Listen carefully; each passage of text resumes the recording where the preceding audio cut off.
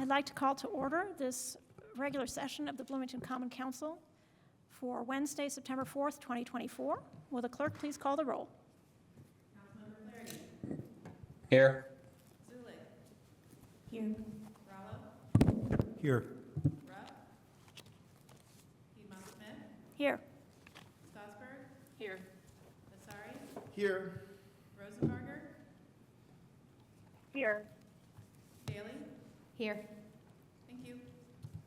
Thank you. I will move on to our land and labor acknowledgement. We recognize that the city of Bloomington sits on native land. The city, as well as city administrative buildings, are on the traditional homelands of the Miami, Delaware, Potawatomi, and Shawnee people, and we acknowledge they are past, present, and future caretakers of this land. We also acknowledge that much of the economic progress and development in Indiana, and specifically Bloomington, resulted from the unpaid labor and forced servitude of people of color, specifically enslaved African labor. We acknowledge that this land remains home to and a site of gathering and healing for many indigenous and other people of color, and commit to the work necessary to create and promote a more equitable and just Bloomington. We move forward knowing and acknowledging our rich, complicated, and sometimes painful past so that we can learn from it and create a true land of opportunity. All right, to summarize today's agenda, yes, Councilmember Strasburg. I would like to move that we modify our agenda tonight. I'd like to amend it to include a discussion of the mayor's budget proposal, which would include a period of public comment related to the discussion of the budget. And I'd like to insert that after item number 8, the additional period of general public comment. And this would make this item number 9 on our agenda. All right, it's been moved and seconded to amend our agenda as given. Are there any questions? Just a clarifying question. Yes. So does that mean the members of the public cannot comment on things related to the budget outside of that time of public comment during the budget discussion? No, since we are amending the agenda tonight and there was not an advance notice given, I would allow comments on the budget during the open comment portion as well. All right. Interim Attorney Administrator Kulak, do we need 2/3 for this? So, No, sorry. Simple majority. Under local code, you just need a majority vote to transact business outside of the usual agenda order. okay, very good. Well, then I'll ask Clerk Bolden to call the roll. Councilmember Flaherty. Yes. Zutlik. Yes. Rallo. Yes. Piedmont Smith. Yes. Strasburg. Yes. Nassari. Yes. Rosenbarger. Yes. Daly. Yes. Thank you. All right, that motion to amend our agenda passes 8-0. So after the second period of open public comment, we will move to a discussion of the mayor's budget proposal. So to summarize the rest of our agenda, we will have approval of minutes, then we will move to reports from council members, which includes a letter of support for a community leadership grant project by the Community Foundation of Bloomington and Monroe County. Then we will move to reports from the mayor and city offices, and we use that term loosely because we will have a report from the Capital Improvement Board from our representative, Doug Bruce, about the convention center expansion. Then we will have reports from council committees, if there are any, and then we will move to the first item of the first period of public comment on items not on the agenda or on the budget. Then we will move to appointments to boards and commissions, if we have any. We will go into first readings, where we have ordinance 2024-17 to amend Title 20 of the Bloomington Municipal Code regarding amendment and updates related to grading permits and alignment with Title 13 related to steep slopes. We will then move to appropriation ordinance 2024-03, just for first reading, to additionally appropriate from the Public Works General Fund for personnel, Then appropriation ordinance 2024-04 to additionally appropriate from the Public Works General Fund for debris removal. Then we will move to legislation for second readings and resolutions, where we have Resolution 2024-17, requesting the Food and Beverage Tax Advisory Commission to make a recommendation for expenditure of food and beverage tax revenues. Then we will have an additional period of open public comment, and then we will move into a discussion of the mayor's budget proposal. Then we will discuss any matters of council schedule and adjourn. So let's move to approval of minutes. I would like to move to approve the minutes listed from February 28th, 2024. All right, it's been moved and seconded. Are there any questions or comments about those minutes? Seeing none, will the clerk please call the roll?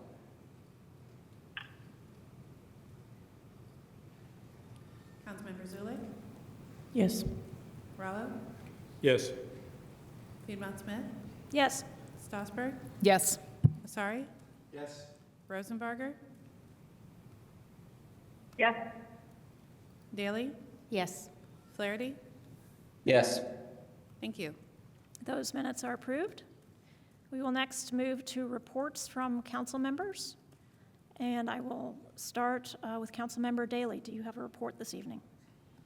I do, yes, thank you very much. I just wanted to acknowledge that September is National Suicide Prevention Month, and I wanted to just bring that to everybody's attention. All month, mental health advocates, prevention organizations, survivors, allies, and community members unite to promote suicide prevention awareness. Sorry. I'm not going to be able to carry on with more than what I thought I was going to say. So call or text the Suicide Crisis Lifeline 988 if you are struggling or need information on how to help a loved one. Sorry, but thanks. Thank you, and that was 988 for that crisis line. Councilmember Asari? No report, thank you. Councilmember Strasburg? No report, thank you. I'll go to those on Zoom. Councilmember Rosenbarger, do you have a report? No report, thank you. Councilmember Flaherty? No report this evening. Thanks. Thank you. Councilmember Rallo, do you have a report? No, thank you. Councilmember Zulik? Yes, just a quick one. On September 12th, over Zoom, I will be hosting a constituent meeting specifically focused on the convention center and the progress the convention center construction is making, along with the Capital Improvements Board, which is the body that handles all things convention center related. CIB President John Weikart will be graciously co-hosting with me. The first 20 minutes will be a presentation including all the information on what the convention center is, what the expansion of the convention center is meant to do, and then there will be a 40-minute question and answer period where President Weikart and I will be answering any questions that anyone might have. So we'd love for everyone to come hang out with us. Thanks. Thank you. And my report this evening stems from my participation in the steering committee of the Community Foundation of Bloomington and Monroe Counties' efforts to have a plan for addressing homelessness and finding funding to do that. They are applying for a grant through the Lilly Foundation, a Giving Indiana Funds for Tomorrow, GIFT grant. And basically, they are seeking a letter of support from the council, which is in your packets. And just let me just read a little bit from the grant proposal executive summary. So we propose a 5-year path to building a better solution to housing insecurity. Central to this solution is a team of skilled professionals who will be responsible for 1, diverting households from experiencing homelessness, 2, housing individuals experiencing unsheltered homelessness, 3, creating individualized case conferencing teams through diverse community partnerships, and 4, providing intensive case management to housing insecure households for a period of up to 3 years. So this is a letter of support to go with their grant application, which is due Friday. I'm open to any questions or comments from colleagues, and then I'd like to make a motion to approve the letter. Any comments? Councilmember Rallo. I have a question. I appreciate the letter very much. There's a table of the unsheltered homeless count, Region 10, Monroe County, through the years of 2019 to 2024, and I'm finding those numbers low. Do you have any comments about that? I do terms of not. absolute number? I am not one of those who created this grant application document. It may be that it doesn't include the May count, the additional point-in-time count that was done in May. I'm not sure. Okay. In any case, it's a well-composed letter, and I appreciate it. I'll support it. Thank you. Thank you. Any other comments or questions?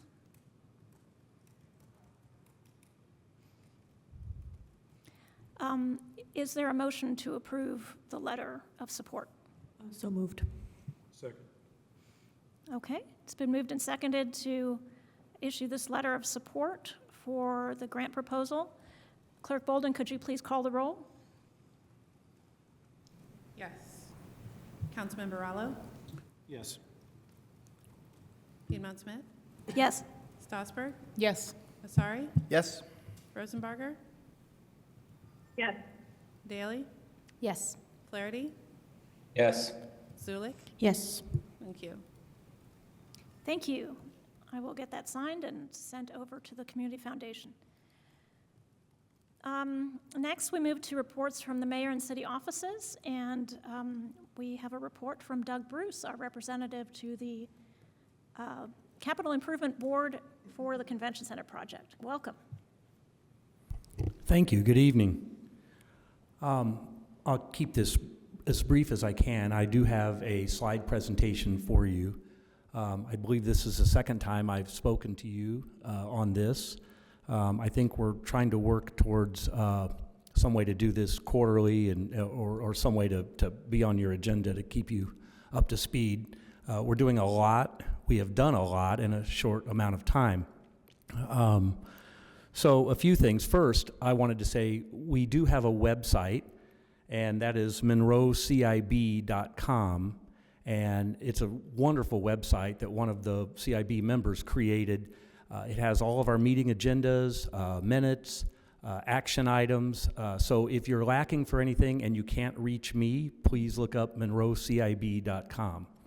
The second thing I'd like to bring up is that we have a community input meeting on September 16th at 6 p.m. at the Convention Center to kind of bring the community up to speed on where we're at and take some input on the preliminary, I'll say, designs, but we're really, nothing is, other than sketches, it's not really, we haven't gotten down. We're at probably 1,000-foot level right now. With that, I'll use this and move through here. So this is kind of a quick highlight of what we've got in this slide presentation, and I have left this with your attorney as well, so you'll have something that you can share. So, you know, these are the project goals: expanding the space of the existing convention center, creating inspiring architecture for our downtown, showcasing our uniqueness of our city, enhancing connectivity through our downtown, the B-line, and at the same time also making sure that we achieve sustainability on this project. Our progress to date, things have to happen quickly, and you'll hear more later, I think, from Jeff Underwood, our controller, and I know you've already heard some of the budget hearings. Working towards the board being created last July, getting the interlocal done, getting the 2024 budget approved, retaining professional services, controller, legal to keep us in line and help us out. We have the architect engineer on board, owner's rep, construction manager.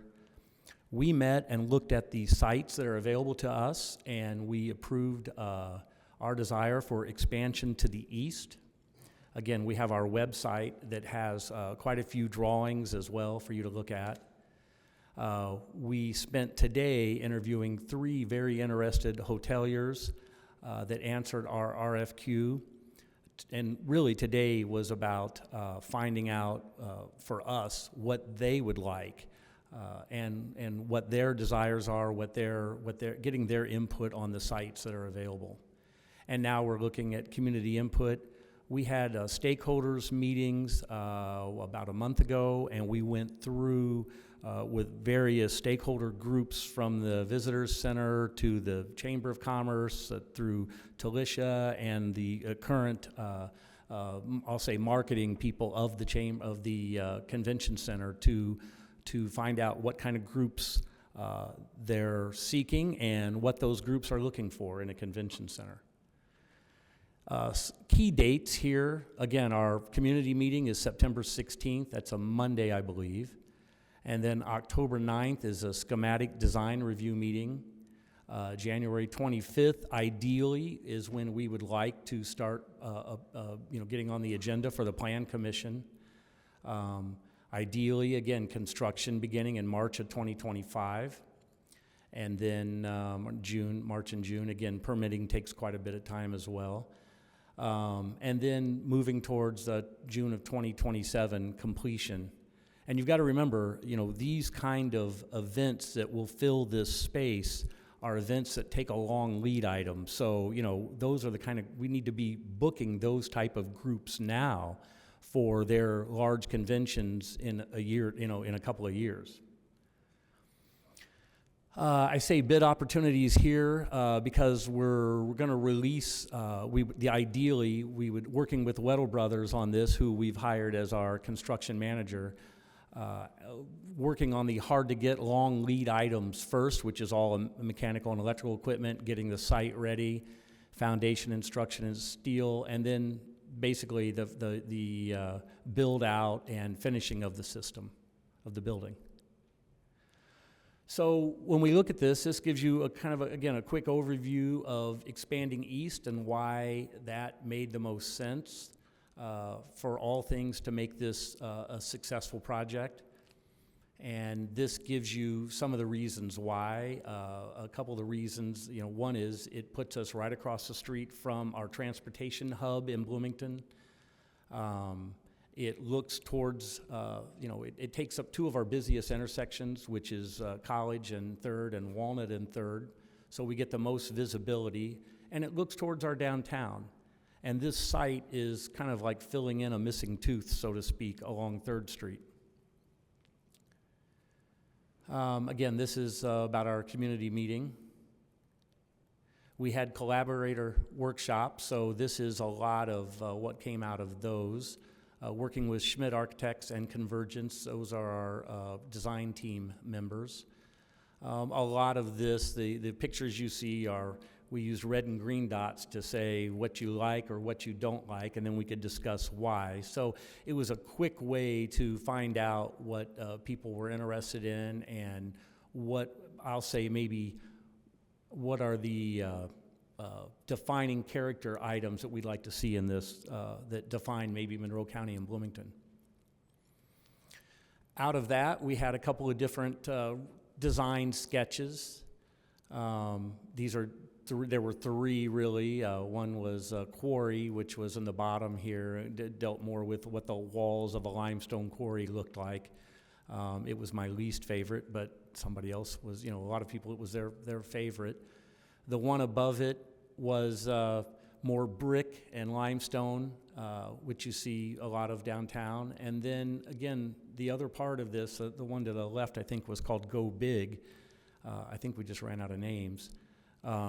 And that was because it was more modern. It was supposed to be inspiring architecture. When you travel to these convention centers, when people leave here, what are they going to talk about?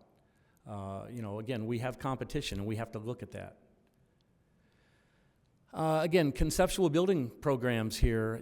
Currently right now, we have 49,000 square feet, and I believe we have 16,000 square feet of actual leasable space. If you recall like I did, I bought my first car from this, it was a car dealership, it was Tom O'Daniel Ford back in the day. That really dates me, I know.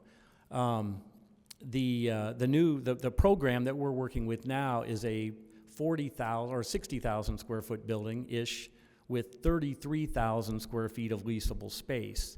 But it'll be multi-activity, as you can see. We could have 171 exhibitor booths, banquet seating for 2,000, basketball courts, volleyball courts, because again, these convention centers, not too unlike the designs of airports post 9/11, have changed quite a bit, and now you're seeing sports activities taking place as opposed to just a convention from some national group. Again, conceptual plan showing what we would do at the main level, giving you an idea of how much space this takes up. And I think you'll see the purple is all exhibit spaces and leasable space. The blue are bathrooms, kitchen, non-leasable space, but service spaces. And then the kind of olive color around the expansion and throughout the existing building are what we call pre-function. And more meetings probably take place there as people come and go out of different spaces.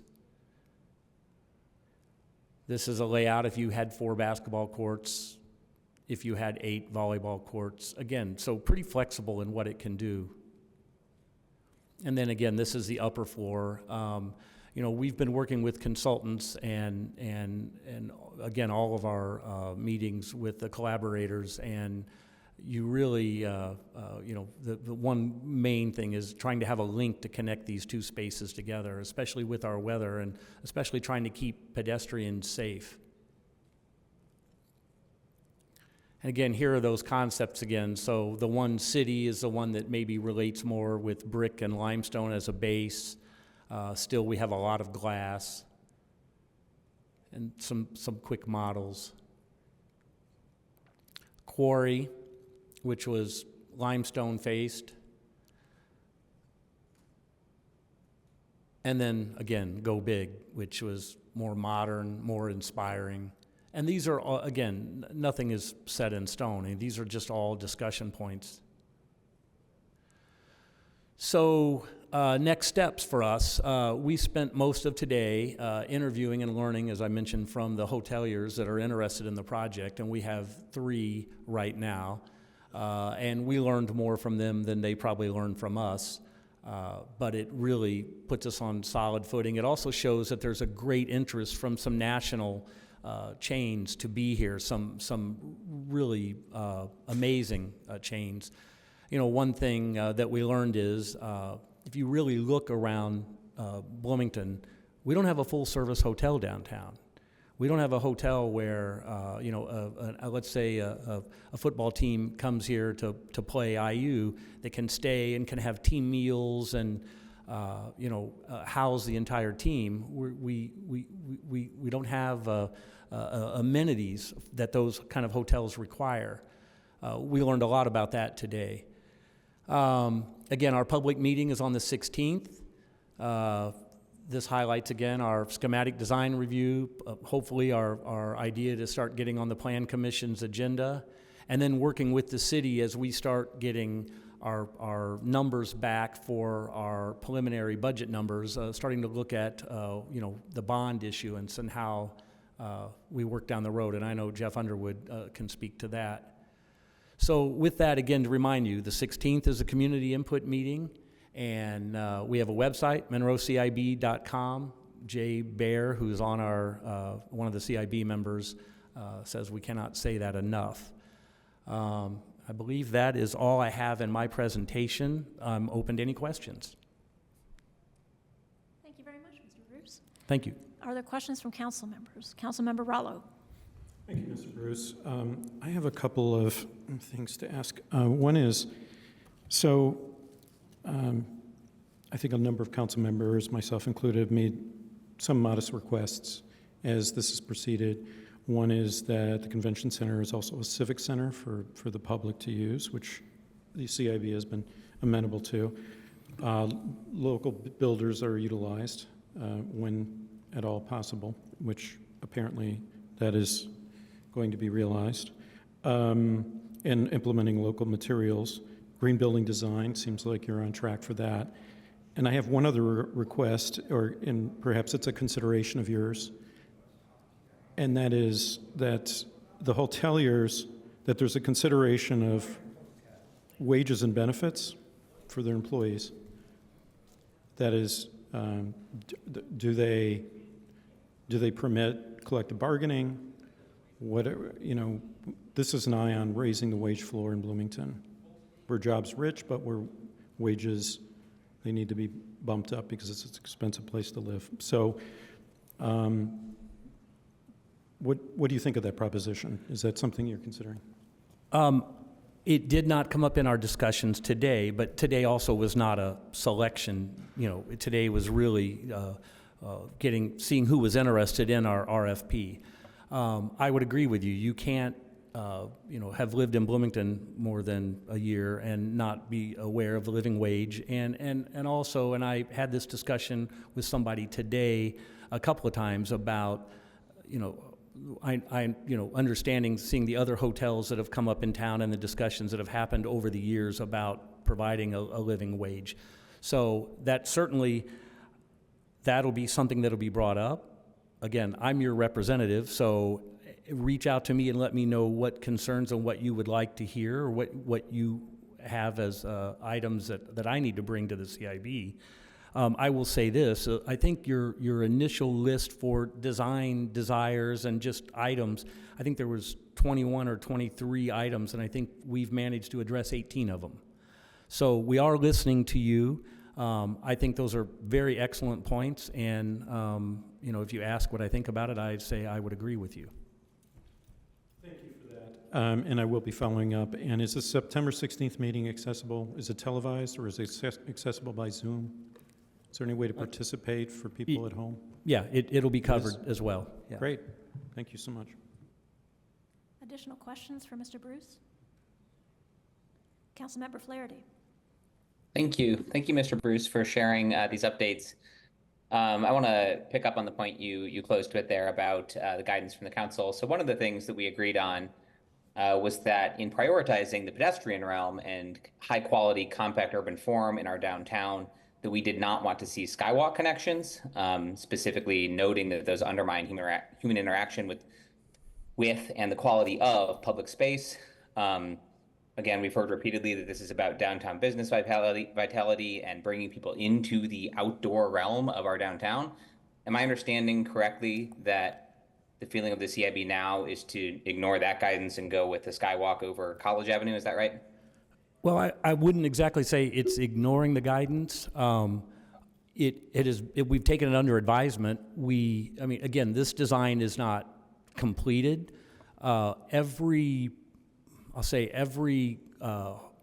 hotelier, convention center, consultant that we've worked with said that, again, I agree that a pedestrian scale and wanting and having people interact with our downtown is important. And because of where we've located this, we'll have access points all the way around the building. But having a convention center and an existing convention center and not being able to go back and forth in January, or moving items back and forth from the loading docks to one building and having to go outside to do it, is just not, I'll say, not real feasible. So it's something that again, it hasn't been set in stone, and I wouldn't say that we've ignored it. We've taken it under consideration. It's just not something yet that, it looks like we're leaning towards having to have some sort of connector. So, Eric Spoonmore is here as well, if he can speak, or he's our treasurer. Yes, go ahead. We only have a couple more minutes. Thank you. And also another consideration that we want to be mindful of is the council's resolution to reduce pedestrian deaths or injuries. I think that was passed back in April. And this is really, having a skywalk to connect the two facilities is really the only 100% way that we can make sure of that pedestrians are going to be safe with putting the new convention center downtown. So, it is kind of a, negotiating some of these different priorities. We're trying to work through all that. It's not a final design, but we do want to be mindful of the goals of the council, and we certainly understand that pedestrian safety is very important. Thank you for sharing your opinions. Okay, well, we are at 20 minutes, so thank you, Mr. Bruce. I believe the mayor also wanted to have an opportunity for a report. Is that true? I don't need to, no. Okay. We're going to have a discussion during budget. Yes. Yeah. Thank you. Hey, Thank you it's very really much. hard. I mean, I had my hand up. I'm sorry. I know we have 20 minutes. Like, I'm sorry. If there's no objection. It's okay. We do? Okay, if there's no objection, we'll go a few more minutes for Councilmember Rosenbarger to have a question. Go ahead. I can put a question on this, but I mean, I just couldn't let it go without commenting. I don't think there's anything out there that backs up that pedestrians should be put in tubes to make them safer. Streets are dangerous by design, and if you think that the crossing of College at 3rd is going to create more pedestrian deaths, then what we need to do is change the street so it's not dangerous by design. Also, if you think we should be putting gerbil tubes for pedestrians, then we have a lot more intersections than just 3rd and College. We have all our city intersections. Like, that's not okay. I mean, I don't support a lot of this anyway. Like I just heard the other day, 14% of a dollar that goes for a convention center visitor goes back into the local economy.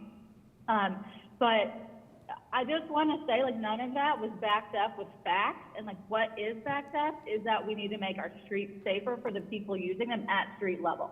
Nothing is saying we need to put people above the street so like cars have better access. That's it. It's just not a question. So thank you. Thank you. All right, now I think we can, thank you, Mr. Bruce. Thank you. We can now move to any reports from council committees. Do we have any this evening?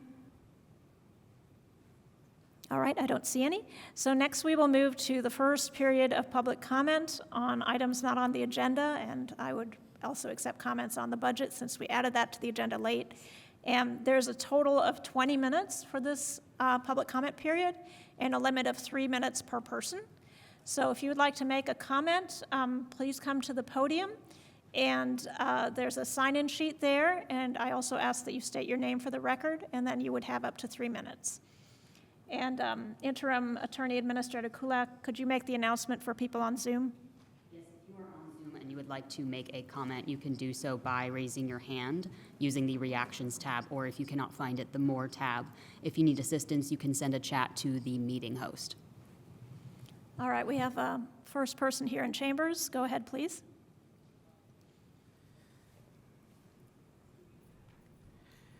Good afternoon, or good evening, council members. My name is Taylor Brown. I am the newly hired Legislative Affairs Specialist for the Mayor's Office. I wanted to take a minute to formally put a face to the name that has been emailing you, just so you know who it was. One of my main goals is to ensure that there is a direct line from you all to the Mayor's Office, and I am here to facilitate that. I have gotten a fire hose of information and a crash course in local government over the last several budget meetings, and I've learned what a bond is, and it's incredible. You're going to hear all about it. And I am here to, of course, answer any direct questions, but I look forward to meeting you and working with you not just on the budget, but as we move forward in the future. Thank you. Thank you. Anybody else in council chambers like to give public comment? I see we have quite a number of people here. Okay, please come to the microphone and write your name and then state your name, and you'll have up to 3 minutes.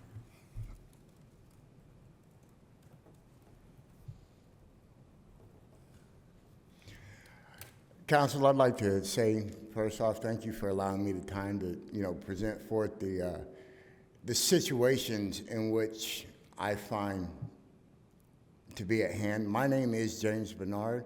I am one of the camp leaders for the homeless community in this town. I recently camp on the west side of town. I have fellow members of an organization who goes camp to camp, as well as which I belong to, that, you know, support and understand the direction I'm coming to with this speech. And I've already spoke with the Madam Mayor before coming in here tonight. Your Honor, I appreciate the opportunity to do so, and I will be speaking with you in a more open manner later. The thing is not all of us in the homeless community, or I don't even want to use the word homeless, let me rephrase that. Not all of us in our nomadic way of life that you see out there are bad people. Some of us are, some of us are not, but we all know, can we not agree, that it only takes a few bad apples to ruin a whole tree. So therefore, we do have a few bad apples in our society. We will agree upon that. Now, what we would like society to understand from our point of view is that, say for heating instances in the winter, blankets do get wet in tents, and they are hard to dry. Yes, I understand the open fire and less cooking policy that me and the mayor had spoke about, and Madam Mayor, we'll talk more about that as well. But what I would like to say is there are supposed to be resources and places out there that are community support for the nomadic society in which we reside. And we are still part of the community, for in the word neighbor, legal and Webster's dictionary terminology, it does not say that a neighbor needs to live in a house to be a neighbor. It says one has to respect the community and be respectful of those in its community and help keep that community upheld and respectful of deeds and looking. And which some of us are trying to do, but we cannot do so if we keep getting run from campsite to campsite to campsite every week because of whatever reason, okay? My wife has stage 4 prostate cancer. In the last month, I've had to move 3 times my camp with my whole family. My nephew, me, his wife, my dog, his dogs, my brother, his wife, his dogs, to another spot 3 times in the last month. Council, we would like you to know that we are more than willing to be a part of the success of our community as compared to being a disgrace and disruptful part of that. Thank you. Thank you very much. Does anybody else want to give a comment? Is there anybody on Zoom who has their hand raised? No, not one. Okay. Yes, please come to the podium and write your name on the sheet and state your name, and you'll have 3 minutes.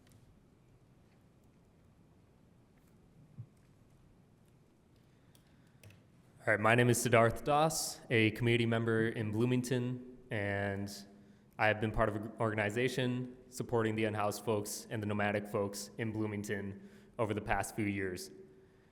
What we have been seeing and what folks who have been in this community have seen over probably decades at this point is the forced displacement of unhoused and nomadic communities repeatedly, every single year, at the same times of the year, multiple times, sometimes within the course of a few weeks or even like a few days. What we have been doing over the last few days is supporting some of the folks who have been displaced very disruptively over the past month, some folks multiple times, 3 or 4 times within a week, with no solution whatsoever. The policies being cited are that folks aren't allowed to live and exist and camp and sleep in public. Yet, when we try to help folks find other spaces that may be less obstructive in the eyes of the city, in the eyes of the cops, in the eyes of the mayor that claims to care about any of these folks, when we even find private property that we have permission to camp on, all of these are evicted within the course of a few days. What we have seen is over the last 2 weeks, 3 or 4 times we have helped folks, some of the same folks, relocate after being displaced violently over the course of just a couple days. So when we are promised long-term solutions, when before these evictions happened, we were told by the city that there would be a permanent space for folks to be able to live, there would be places for folks to be able to store their belongings so that they wouldn't be seized by the state or thrown away, and yet that has not been provided, and yet you're displacing people multiple times within the course of a week, and then address the council? okay, and then you're telling us that we need to wait for the long-term solution that was supposed to be already present. What are folks supposed to do? What are we all supposed to do when we're exhausted trying to support folks and being able to move? And what are folks who have all of their belongings on them, who are being uprooted multiple times over the course of a week, supposed to do? Folks do not want to move again, and we refuse to assist the city in supposedly cleaning up the community by helping folks relocate. We will not, because folks belong within the community. Folks are not being provided the basic human needs that we all deserve and the basic dignity that we all deserve. And yet, supposed long-term solutions that are not currently existent are being cited as a reason for displacing folks. What we are demanding is that we are not asked, and the unhoused communities are not asked to relocate anytime until a long-term solution is in place. We need protections for our communities that are currently being displaced repeatedly at the same times of the year each year when the students come into town to try to make the town look more appealing to them or whatever the reasons are. We demand dignity for all of our neighbors in Bloomington, and we will not be moved again. Thank you. Is there anybody else in council chambers who would like to comment? Yes, please step up to the podium and write down your name and then state your name, and you'll have 3 minutes.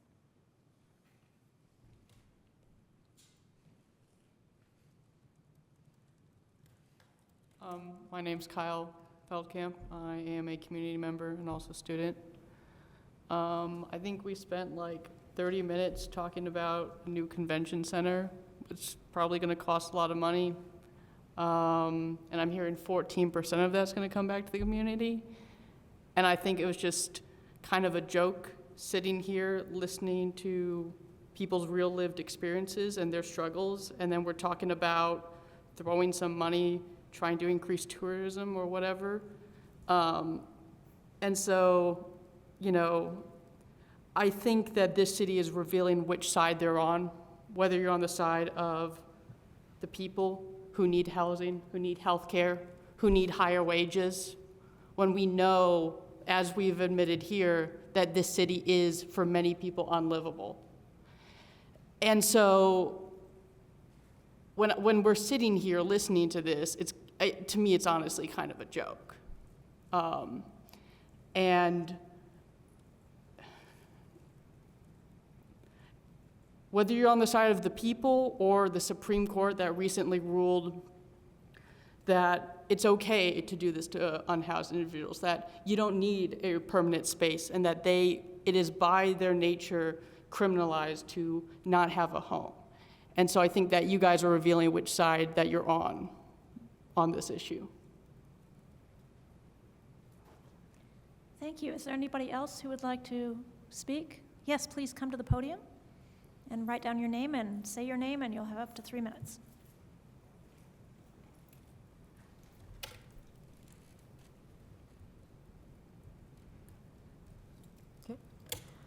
Hi, I'm Mo Murphy.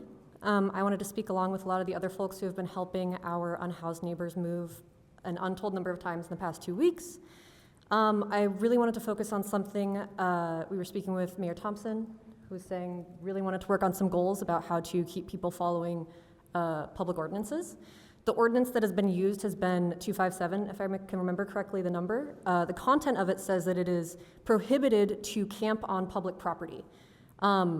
You can imagine it's prohibited to camp on private property because that would be trespassing. And we've been told, how do we talk to people about following ordinances? You cannot follow that ordinance if you are unhoused. How do you exist in a world where you do not have the means to have a home, to rent a home, and you are not allowed to camp in a public space? Like, genuinely, as a logical question, what is the option except leave Bloomington? This is an ordinance that is directly telling, like, unhoused folks, nomadic folks, that they are not allowed to be here. It is move every couple of days your entire life's belongings, or get out. That's unacceptable. There are ordinances that absolutely people would be willing to work with until a longer term solution. This is not one of them. It is unreasonable, it is not sane, and it is illogical. Truly, tell me what you would like us to do. How do people exist? How do people live when they cannot sleep, camp, exist on public property? Thank you. Thank you. Anybody else want to give a public comment? Do we have anybody on Zoom? No? All right, well, we'll go ahead and close the public comment. Oh, somebody's getting up? Okay. Please write your name and say your name, and then you'll have up to 3 minutes. This pen doesn't work.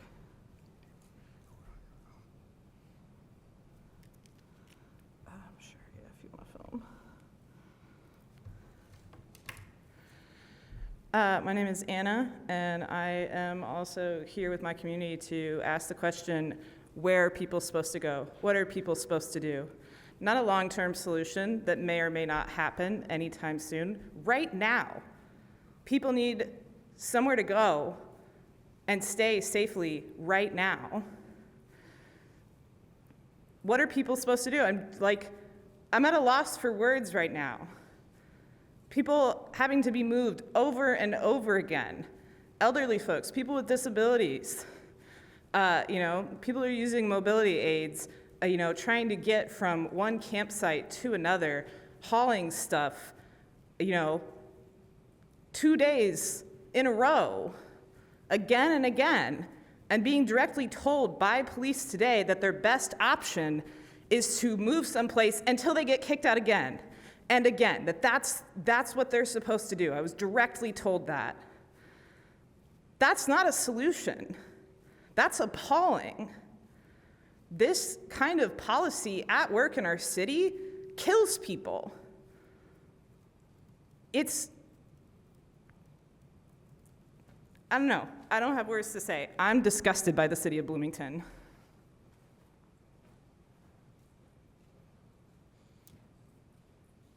Thank you for sharing your comment. Any other comments? Going once? Going twice? Okay, step right up. Please write your name and say your name, and then you'll have up to 3 minutes.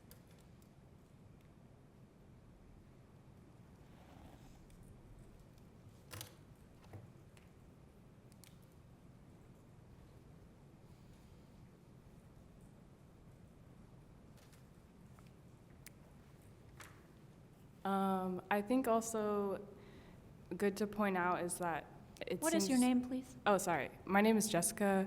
That there shouldn't be as much of a separation between housed people and unhoused people, because you can be unhoused at any point. Let's say there's a natural disaster, or let's say there's a medical emergency, and imagine putting yourself in that position and then not having a place to be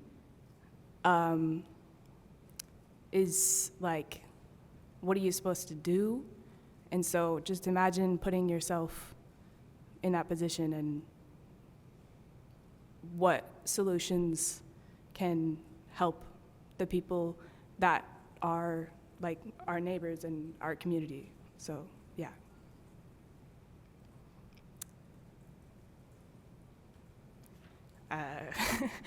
I didn't prepare anything else, so thank you. You don't need to take up the whole 3 minutes. Thank you. Okay, we have about 5 more minutes of time. Does anybody else want to speak? Yes?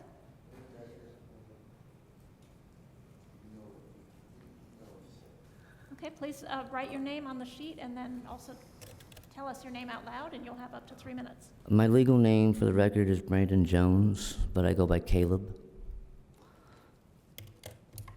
I am actually a current member of some of the encampments of Bloomington and whatnot. I'm one of the, as quote unquote, been labeled homeless in this situation. I don't feel homeless. I'm more nomadic. honestly. It's kind of like a Native American feeling the call of the wild, or whatever, you know, whatever your culture or your belief would be. I'm also practicing alchemical pagan, so making herbs and stuff from the plants that I find to benefit my community is something that I do, and I do well. It's a lot to be said in a very short amount of time, unfortunately, but however, I will like to add that fortunately tonight we've actually had a chance to speak with somebody, and I'm hoping to see some great change come from all of this situations going on right now across the city in regards to my nomadic friends and fellows. So,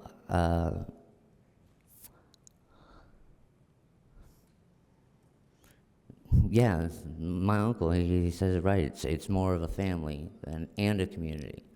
It's not something that, you know, can be solved very easily from other people's point of views, because it's not something that we see as something that needs to be solved. For the most part, we just need a stable place where everybody can coexist in a safe manner and everything else, and have a possible solution for that. And all I ask is to be heard out for that. But I think that maybe the mayor's office and whatnot, since we had a small chance to talk before the meeting tonight, might actually finally give us a chance to actually do this and do this right, that can be satisfactory for everybody. So we can coexist in peace and just peacefully exist. And with that, I'm going to leave it at that for now. And I'm really hoping that this works out and I don't have to come up here again. I don't like doing this. Thank you for sharing your comment. We have about 2 minutes left. Anybody like to comment? Yes, please come to the microphone. Write your name, say your name. In this case, I think it's a little less than 3 minutes we have left. 2 minutes.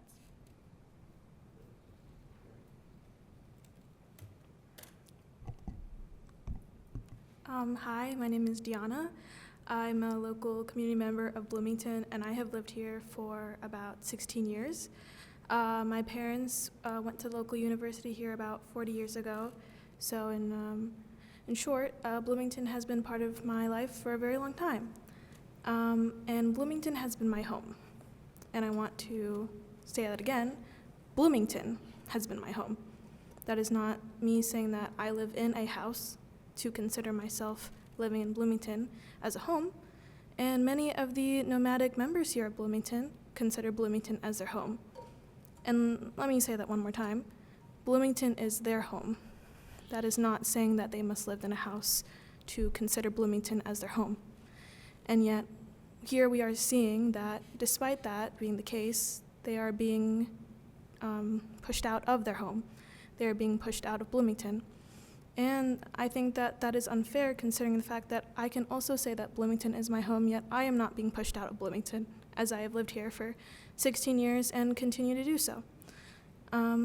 So I just think that that should be a good thing to think about, and, you know, a penny for your thoughts. I did not really prepare much for this speech, but I thought that that would be a good statement to leave today, that Bloomington is my home, and for the nomadic community members here, that Bloomington is their home. So it should still, whether or not you live in a physical house, you should still be able to consider Bloomington as your home and not be pushed out of it. Thank you. Thank you. Actually, we've come to the end of the public comment period. If any of you would like us to get back in touch with you, if you could leave contact information with the city clerk, because we don't know how to further this conversation if we don't have any way to contact you. So, pardon me?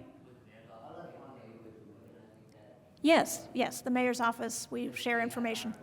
Yes, very good. I do want to just say that although the city does have responsibility to care for all of its residents, whether they're nomadic or not, the ordinance 257 that you cited is a county government ordinance, just so you know. I'm not shirking responsibility. I just wanted to point that out. Okay, next we will move to, I don't think we have any appointments to boards and commissions, so we will move to legislation for first readings. Let me just change the thing that my screen is on right now. All right, first readings. I move that that ordinance 2024-17 be introduced and read by the clerk by title and synopsis only. Second. It's been moved and seconded. Will the clerk please call the roll on the motion to introduce?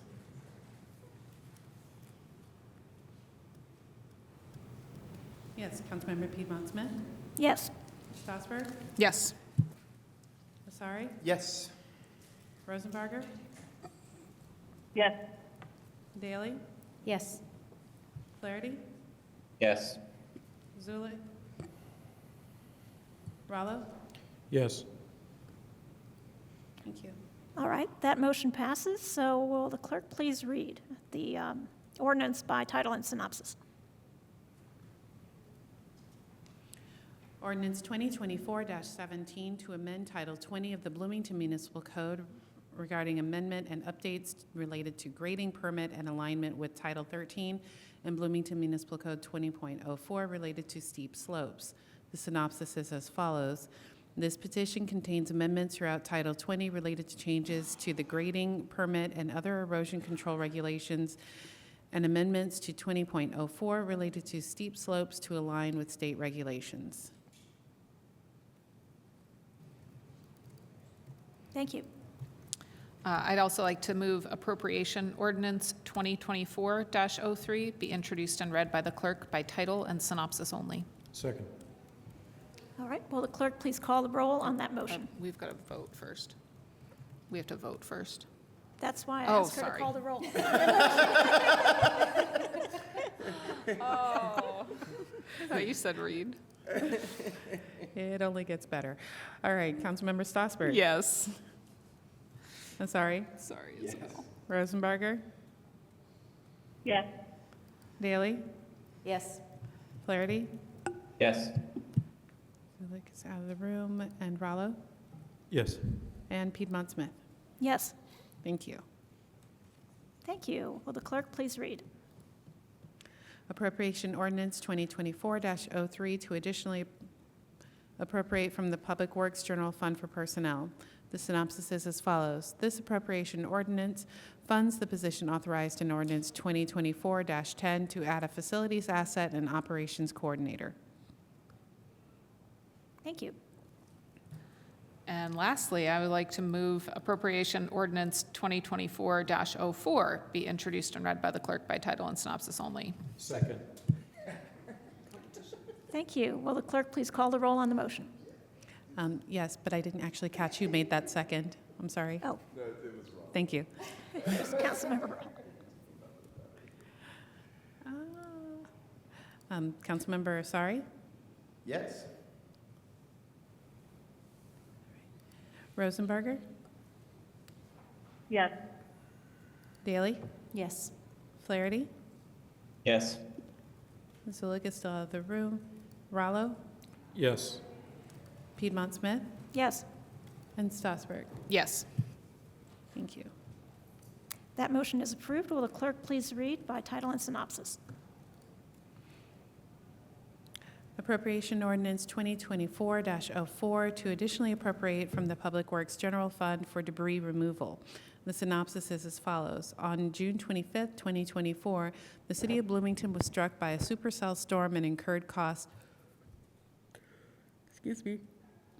to a third party hired to perform debris cleanup and removal. The Public Works Department is requesting an additional appropriation to cover the cost paid to the third party vendor. Thank you.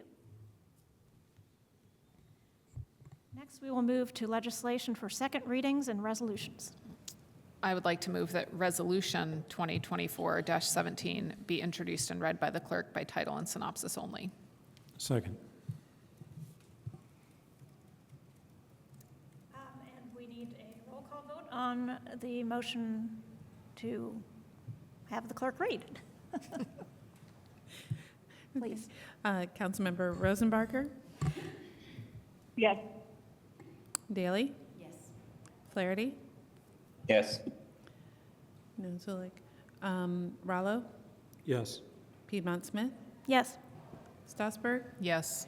and Asari. Yes. Thank you. Thank you. Will the clerk please read?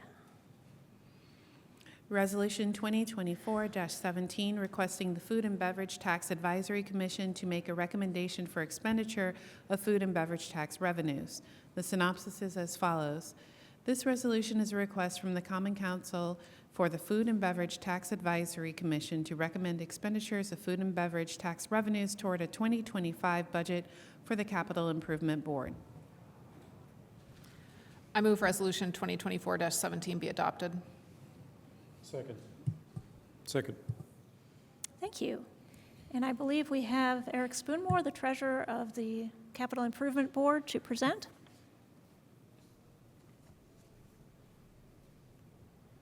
Good evening, President Piedmont Smith, council members. Yes, we are here this evening and I'm Eric Spoonmore, treasurer of the Monroe County Capital Improvement Board of Managers, here seeking a resolution that we can take to the Food and Beverage Tax Advisory Commission for their recommendation pursuant to the Food and Beverage Tax Ordinance and the requirements of that for expenditures of food and beverage tax dollars. We'll get their recommendation, and then we would come back to the City Council for final appropriation. And basically, this would amount to a resolution that would approve our 2025 budget that we presented to you all last week. So happy to answer any questions that you have. Mr. Underwood, our Assistant Treasurer, is here as well too, and our Controller for the Capital Improvement Board. Happy to answer any questions or run through the numbers if you'd like. Yes, I think it would be appropriate to run through the numbers just briefly. Mr. Underwood? Yes, thank you. Jeff Underwood, Controller and Assistant Treasurer for the Monroe County Capital Improvement Board. The total budget request is $899,400. We have $0 in Category 1 personnel services, $1,000 in Category 2 for supplies, $898,400 in Category 3 services, and $0 in Category 4 for capital. I'll break down the majority of those costs. In Category 3 for services, professional services, internal, legal, and office administration.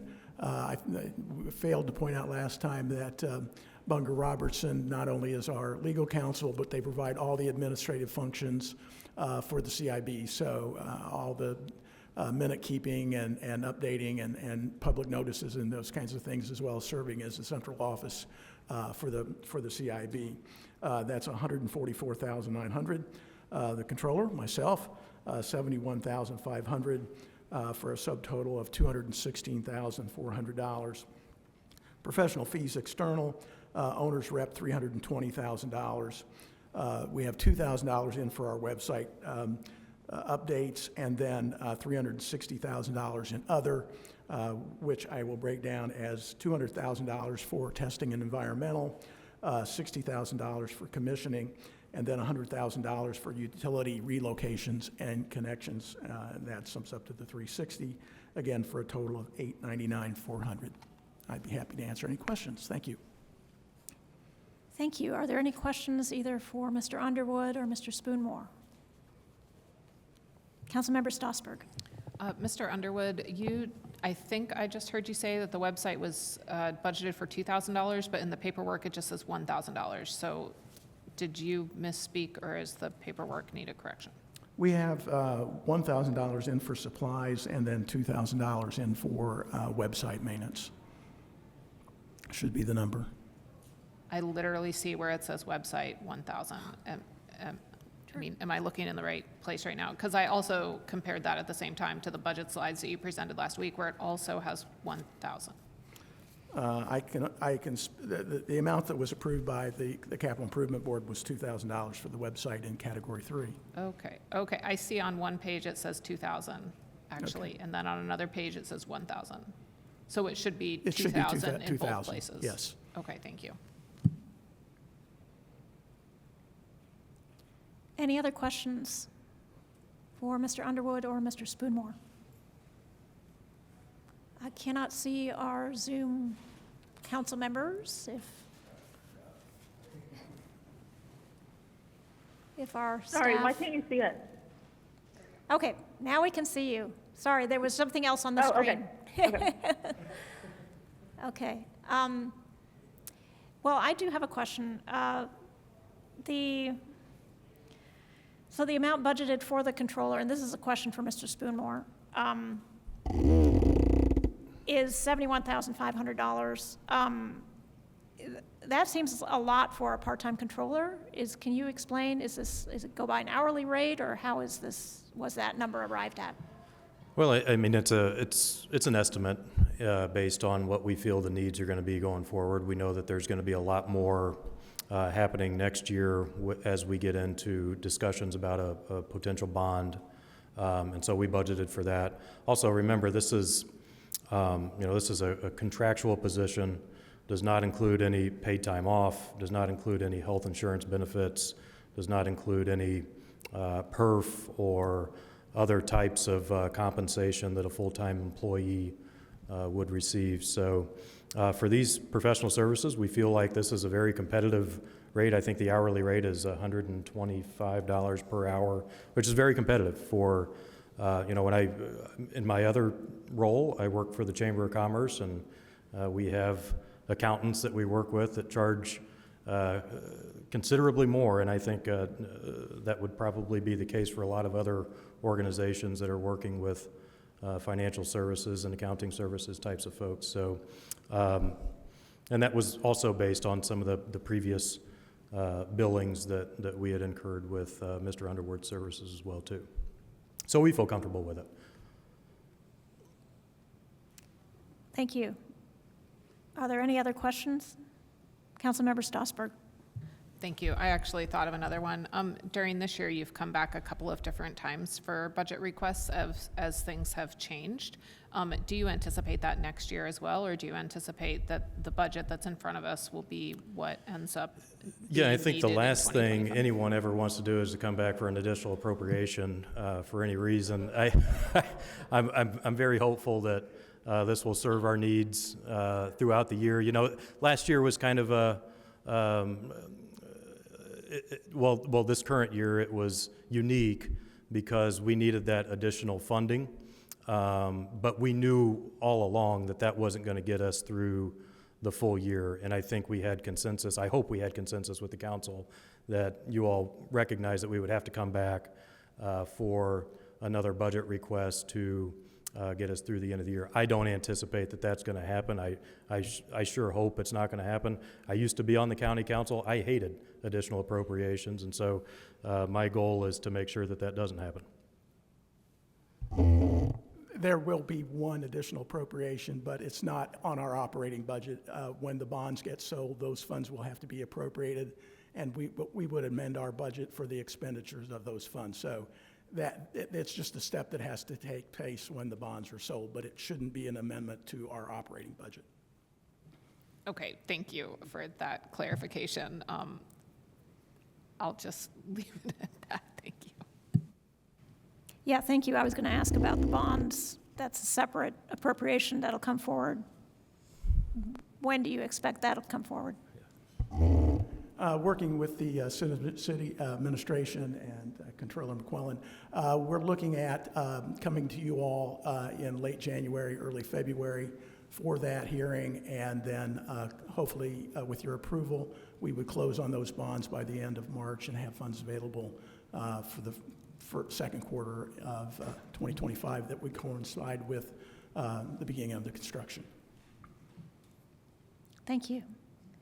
I have another question. I think that there was some other legal agreement needed between the CIB and the city in order for like the building corporation to be established or something like that. I'm sorry, I don't have all the details, but do you know what I'm talking about, and can you fill me in? Yes, ma'am. So my understanding is that we will need a city building corporation to be established, and I think that's in the works.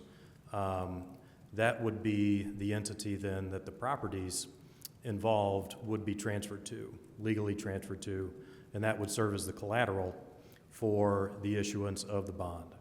And so that would be a necessary step for the city to take so that those properties from the county and the city could be transferred to that building corporation. The reason why the building corporation is established is so the city doesn't go beyond its constitutional debt limits. And this is a common, the county has a building corporation. This is kind of a common practice to stay within your constitutional debt limits. It's a revenue bond that we're talking about, so it's all going to be based on food and beverage tax receipts. It's not going to be based on, property taxes or anything like that. So that's kind of what the next step is in the process. My understanding is that's in the works. So we're looking forward to that. Thank you. Are there any other questions from council members? Seeing none, thank you. We will go to public comment. Is there any member of the public who would like to comment on Resolution 2024-17? I don't see anybody in council chambers. If there's anybody on Zoom who would like to comment on this piece of legislation, please use the raise hand function. Or if that doesn't work, you can message the meeting host. Interim Attorney Administrator Kulak, do we have anybody? Raised. Okay, we will come back to council. Are there any council members who wish to make a comment before the vote? Councilmember Flaherty. Thank you. I'll be voting no tonight, and also on the FabTech recommendations coming back to us, as well as bonds, if the CIB does not take seriously the guidance that we, as the fiscal body responsible for approving the design and everything else with the convention center, put forward. I think it would be a failure to our own comprehensive plan and goals if we did not see those things through.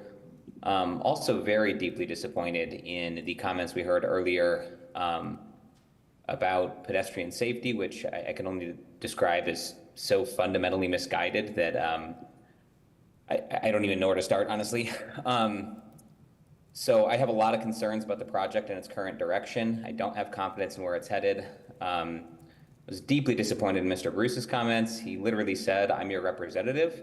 The council clearly and unambiguously stated with unanimity what its priorities were. The fact that he isn't representing the council's views as the council's representative on the CIB gives me a lot of pause as well. I also have other concerns and questions about long-term financial planning and financial management of the CIB generally that I don't need to get into. But again, very unhappy with the direction of things currently. I think also, we just had folks, I don't know if they're still in chambers, I'm not there tonight, obviously, speaking incisively and accurately about our failed humanity in the city's response to our unhoused neighbors. And correctly, I think, drew connections to projects like this. I know that these food and beverage tax revenues have limited purposes, but it's actually quite expansive for economic development.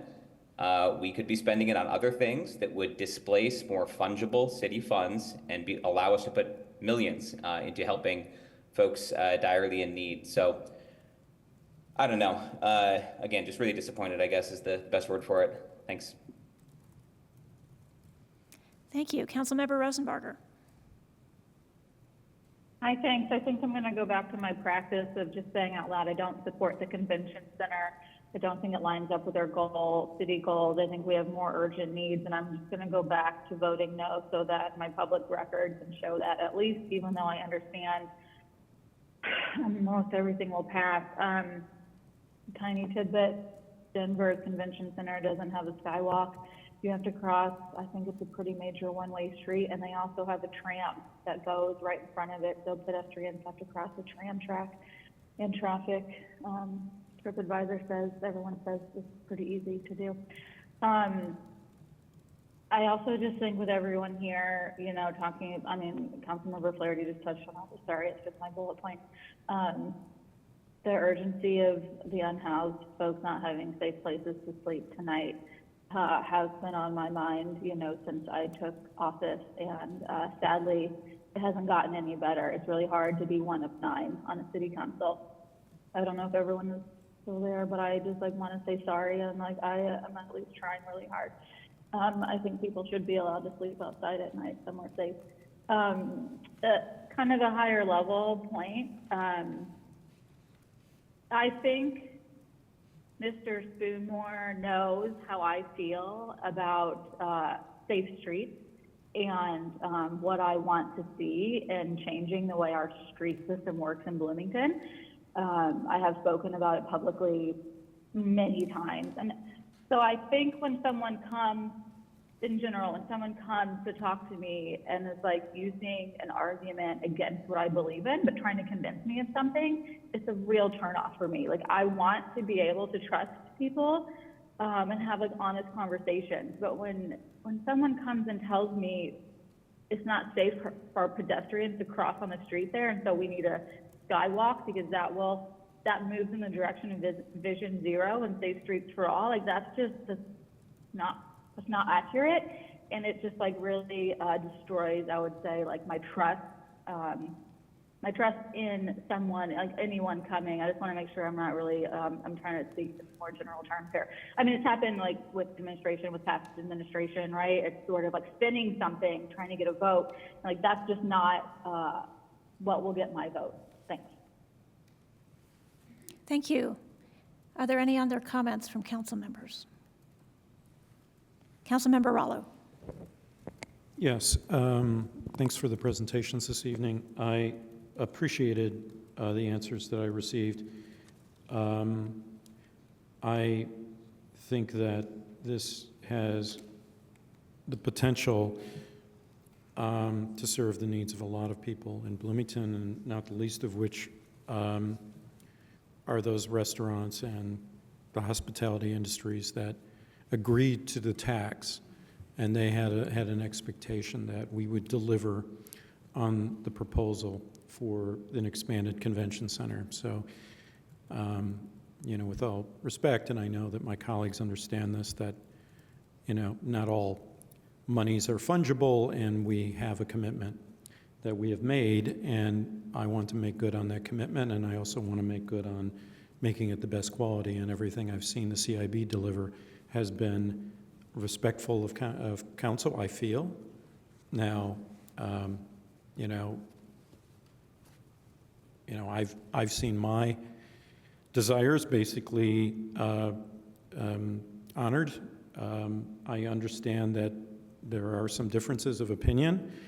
I don't quite understand why a skywalk or something of that nature is a deal breaker in this case, because I think that we could have that sort of connectivity with also safe streets. I don't think that one precludes the other.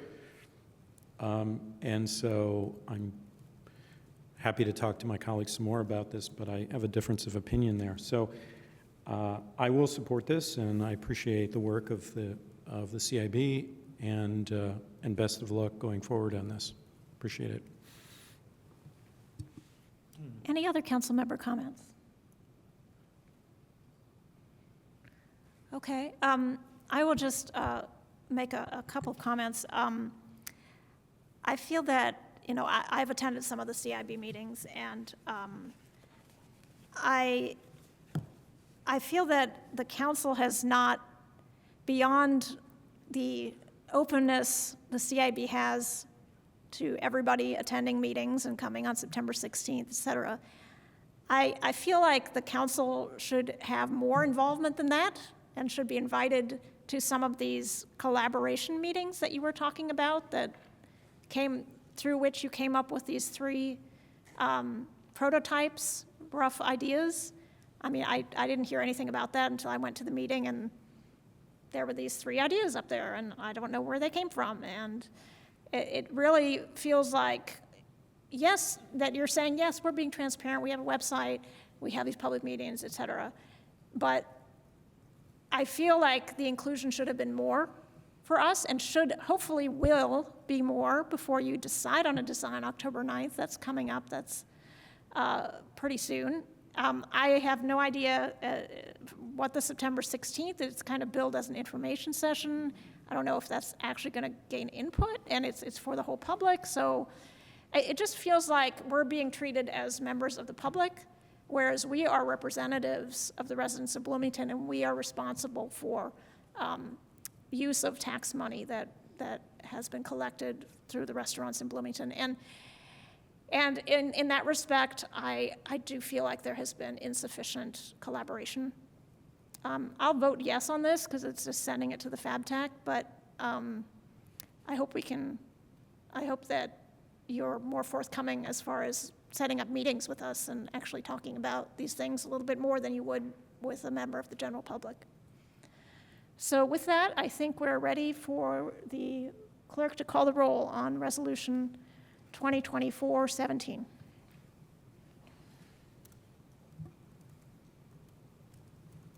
Councilmember Daley? Yes. Flaherty? No. Zulik? Yes. Rallo? Yes. Piedmont Smith? Yes. Strasburg? Yes. Asari? Yes. And Rosenberger? No. All right, that passes by a vote of 6-2. Thank you, Mr. Spoonmore and Mr. Underwood, for your attendance. Next, we will go to additional public comment. This is comment on items not on the agenda, or you can comment on the budget, which we added to the agenda. Is anybody in chambers? I see one person approaching. So this is a maximum of 25 minutes for this part of the meeting, and 3 minutes per person. And as always, we ask that you sign in and state your name for the record. If you're on Zoom, you can raise your hand via Zoom, the raise hand function, or if that doesn't work, you can send a chat to the meeting host. And we'll start here in chambers. Good evening, Madam President. This is Christopher MG from the Greater Bloomington Chamber of Commerce and resident here of this great city of ours. I thought I would take a precursor to the discussion to allow those disappointed with my comments to voice them eagerly. The 2025 city budget is complex and has many challenges and tough decisions that shape Bloomington's future. Yet it also offers us an opportunity to create a budget that addresses the needs of our community, grounded in fiscal responsibility. To seize this opportunity, collaboration between the council and the mayor's office is essential. While recent communication breakdowns between the two bodies cannot be ignored, we must move forward and work together, not look behind us. For Bloomington to thrive as a vibrant, innovative city, it's crucial that we attract and retain top talent. With one of the nation's best public affairs schools at our doorsteps, I should know, we have access to a pool of skilled professionals offering competitive compensation in key areas we've had difficulty filling and retaining remains essential. The budget moves in that direction while recognizing the strain these places on city finances. Therefore, I urge the council to conduct a thorough audit of city personnel to identify opportunities for streamlining the workforce without compromising the quality of our wonderful city services. This can lead to significant savings and more efficient city government with better paid, more productive staff. Now, considering those financial constraints, we must commit to fiscal responsibility. While the budget before you requires general obligation bonds and use of a rainy day fund, these tools should be used judiciously and reserved for critical needs. Like a family dipping into savings during hard times, we must recognize these funds are not finite. Additional priorities, not without opportunity cost. So we must ask, what projects do we deem to be critical, and there is another way of those projects to be funded? Are the projects not included in the city budget critical to our immediate future of Bloomington? Greenways, bicycle infrastructure? Our strong mayor-council system gives this body the authority to deappropriate and delete items from our budget. Are the projects included in the budget worth deappropriating and deleting other projects? It's always easy to add spending, always easy to add priorities, but can we make those cuts? As we presently meeting our existing obligations, Are we doing that with public safety? Are we meeting the capital maintenance? Is our infrastructure being properly sustained, or are we willing to push off essential repairs for the sake of other projects? The Parks Department alone faces aging ball fields, pools, and an ice arena entering its last time around the rink. These are tough questions and decisions that people of Bloomington have elected you to tackle. What are the projects that you are willing to fund while adhering to fiscal responsibility? Let us work together to craft a budget that is not only balanced, but also reflective of this community's needs and fiscal realities. This is the time for careful consideration, tough choices, and most importantly, collaboration. That's your time. Thank you. Thank you. Any other council public comments? There is someone on Zoom. Yes. Wes M. Okay. You can go ahead and state your name, and you'll have up to 3 minutes. Okay. Hi, council members. My name is Wes Martin. I'm a member of IAFF Local 586, which is the Bloomington Firefighters Union. I joined this meeting to express to council our labor union's support for the city's 2025 budget proposal. Our union just worked out our contract with the city administration, and I'm happy to report that that contract has been approved unanimously by our membership. As far as I know, that's the first time, at least in recent memory, that we've passed a contract unanimously on first vote. We're thankful to this administration for putting labor and workers at the forefront of the 2025 budget. And it's still the week of Labor Day, and it seems fitting to draw attention to the work that's being done by Mayor Thompson and by Deputy Mayor Knapp to make sure that our city works for those who make our city work. The 2025 budget contains many things, and among them is a huge step to improve our city employees' salaries and pay scales. For us at Local 586, this contract promises greater retention for our firefighters and officers, ensures that we can stop the brain drain of institutional knowledge and the loss of experienced officers and personnel to other departments around the state. That retention itself is crucial to maintaining the safety of our personnel on scene and ensures better outcomes for our community members and those experiencing emergencies and crises. So we really want to highlight that this budget is a huge budget for workers and for labor here in the city of Bloomington. It is one of our community's largest and, in my opinion, the most important employer.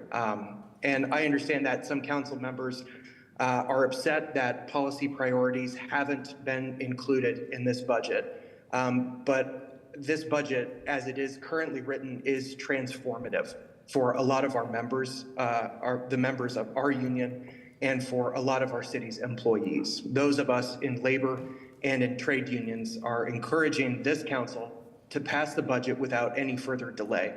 Thank you for your time and for your consideration. And I'm excited that everybody has really positive and proactive measures that they want to see to improve the city. Thank you.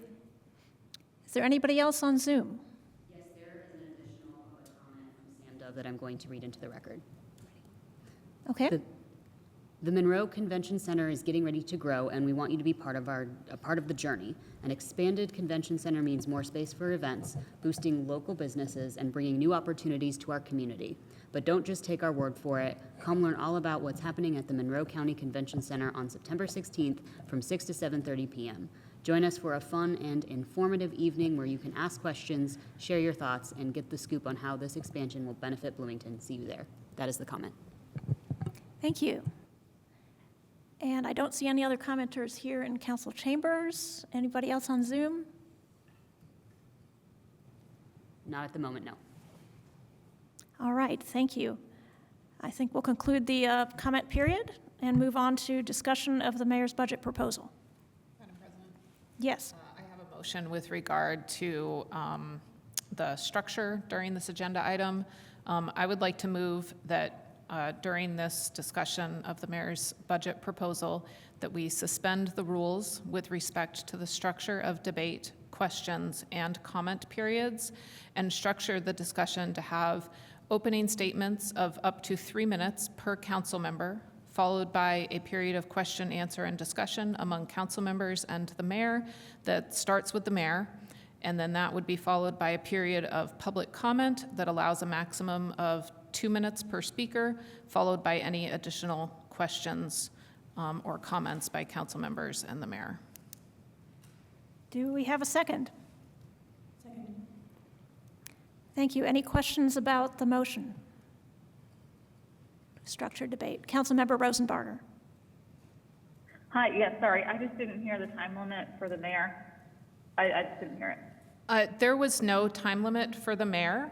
The time limit is only for opening statements by council members, and then after those opening statements, there would be as much kind of back and forth dialogue between council members and the mayor.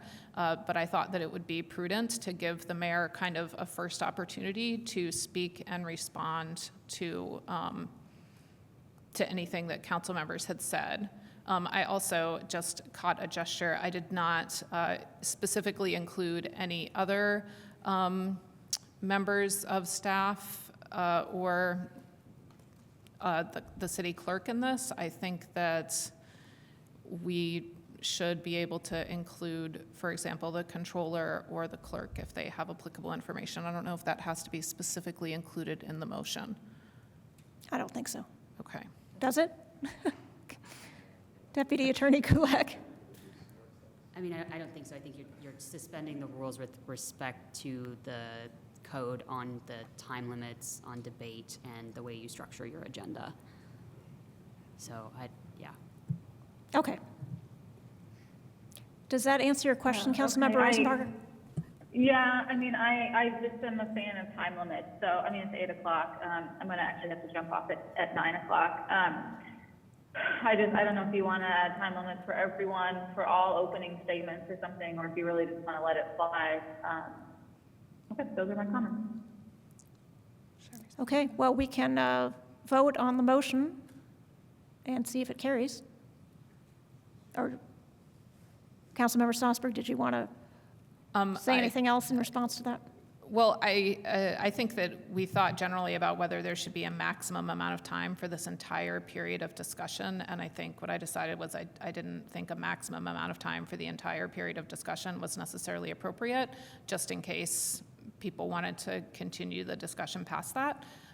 But you're right. I mean, it's 8 o'clock. How long can we expect a productive conversation to last? If all 8 of us take our 3 minutes, that's 24 minutes. How long are we going to spend talking about this right now? Like, yeah. And I think all those things add up, and so we just kind of have to all be cognizant of that. Thanks. All right. If there are no other questions about the motion, Clerk Boulding, will you please call the roll on the motion to structure debate and to suspend the rules and sort of structure debate? Councilmember Flaherty? Yes. Zulik? Yes. Rallo? Yes. Piedmont Smith? Yes. Strasburg? Yes. Asari? Yes. Rosenbarger? Yes. And Daly? Yes. Thank you. So we will proceed with each council member having up to 3 minutes to give initial comments, feedback regarding the mayor's budget proposal. I will not go down the line. Whoever wants to go first should please raise their hand and be recognized. Councilmember Zulik. Hello, everyone. Thank you. I have a little prepared speech, so if you see me looking at my computer, that's why. I just want to start off by saying thank you all for taking the time to be here today. Thanks to my colleagues, thanks to Mayor Thompson, Clerk Bolden, our council staff, and thank you to everyone who has taken the time to work on this budget. I recognize that this is a rigorous process, and I really appreciate those who have contributed to it. As any deliberation takes two to tango, I recognize that we all had room for improvement on communication and collaboration. In regards to me, I'm very passionate about food security, but our council priority line item regarding food security was pretty vague, and I believe it would be unfair to expect the administration to do all of the legwork in regard to how we can do better next year when it's a priority that we all share. I propose that when we start scheduling our meetings for next year, we incorporate monthly budget meetings with Mayor Thompson and Clerk Bolden starting as soon as January.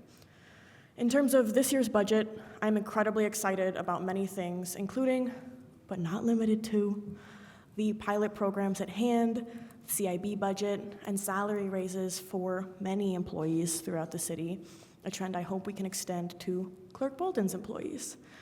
However, as we have seen, there are many things that were outlined in the council priority letter that we have not seen specifically budgeted for.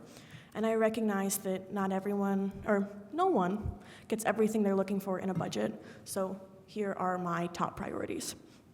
Since it is difficult to identify the exact funds that Safe Streets for All, including the high priority network, will require, I am hoping to get a written commitment from Mayor Thompson to fund the project when the time comes, and an allocation of $500,000 for the sidewalk fund. Number two, $10,000 to fund a study executed by LEAP, also known as the Law Enforcement Action Partnership, on how a community responder model could improve public safety for Bloomington Police Department and other departments that deal with public safety. Number three, increase clerk's staff salary by a few $1,000s in a way that would not require changing the job classification and amount appropriated to Category 1. I believe Clerk Bolden can speak more to these specifics. Number four, raise the clerk's salary to 85% of the mayor's salary, as that is the standard for several similar-sized cities, including Gary and Columbus, Indiana. Historically, the clerks have received less than half of what the mayor's received on a yearly basis, and as the mayor's office has historically been held by men, not anymore, and the clerk's office has historically been held by women, it looks to me like the clerk's pay has been treated as the wife's salary, and I propose we remedy this issue. To reiterate, I recognize that there are many things that we will not get in the budget, but these are the things that I feel the most strongly about being included. Thank you to everyone for their time and willingness to hear each other out, and I look forward to our further discussion. Right on time. Thank you. Who would like to go next? Councilmember Stossberg. Hi, thank you. I pretty much have two things that I would categorize as, I kind of want to categorize them as must-haves in terms of seeing some evidence of commitment in spending for 2025. One of them has to do with public safety. I think that we have an incredibly high dispatch call volume and that has increased significantly over recent years, and I don't think that there has been a satisfactory answer given to me about why exactly, and I would like there to be some financial commitment toward a data analysis of those calls. And I think that is something that in terms of the specialization that somebody would need in order to really properly analyze those calls and categorize them and figure all of that out. I think that needs to be somebody who's not currently within our departments, because everybody currently within our departments, especially those that might have expertise in public safety, are quite busy doing their own things. And so that's why I want to see some allocation for that purpose to analyze those calls. And my objective for that is so that then we can use that analysis to be able to move forward and serve our residents better, to understand what it is that they are calling 911 for, what kind of services do they need, so that we can either preemptively address those or so that we can make sure to tailor our public safety response accordingly. The second thing I'm really interested in some sort of means of support is, as Councilmember Zulik mentioned, the Safe Streets for All plan that's going to come out, greenways projects, that Thornton connection Gut mentioned. I'm unclear right now about what, if any, of that category of engineering projects are currently being funded in 2025, and I would like to make sure that we continue infrastructure upgrades for bike ped. Those are the two things that I definitely know I want to see. A third thing that I'm very interested in doing, it won't stand in the way of my voting yes on this budget, but I would really like to see an increased stipend for council president. Currently, the council president gets a $1,000 stipend for their service, and based on what I've seen this year, the council president works at least 2 to 3 additional hours for each regular session meeting, which I want to increase that from 1,000 to 1,500 for the year, and that would mean that that would be roughly about $44 additional per regularly scheduled meeting, and I think that that begins to adequately compensate for the additional work that the person who is in the role of council president has to do. I think that that's all I'm going to decide to have time for. Thank you. Thank you. Who would like to speak next?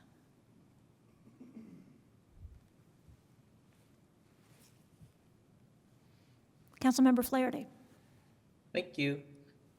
Yeah, echo a lot of the thoughts already shared by folks, and of course shared a lot during the budget week. I think there's improvements that happened by way of process with this budget, but also a lot further to go.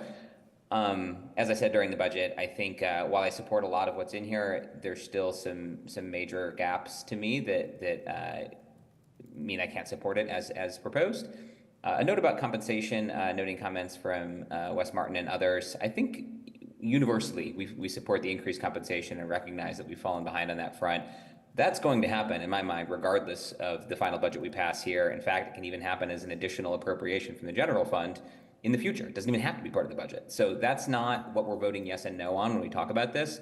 To me, it's about addressing the failings on safety in our streets, in particular to address the 14 deaths and hundreds of debilitating injuries we've experienced over the last 5-year period and will continue to experience for reasons that are preventable and our responsibility to address, our sole responsibility, in fact, as the people who maintain our transportation infrastructure. So that is absolutely a public safety crisis. The fire, the police, everybody else working on public safety should be deeply concerned about those failings. So we need to address that. There are some small things that I think we need to see that are easy, not a big budgetary impact, including supporting the clerk's salaries that we're looking to get some more information about, and the clerk's salary itself. On the council budget, I think the sidewalk fund, in the absence of more comprehensive capital planning, it's very reasonable to give what the council asked there. Support the stipends for president increase, as well as making sure we have adequate funding support for our staff salaries. On the capital planning front, this is the crux of it and difficult. It doesn't have to be in the budget, it can be bonds.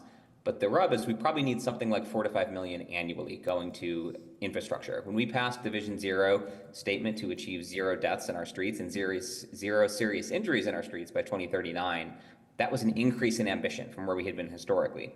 Currently, this budget is a decrease in ambition relative to historically what we've been funding.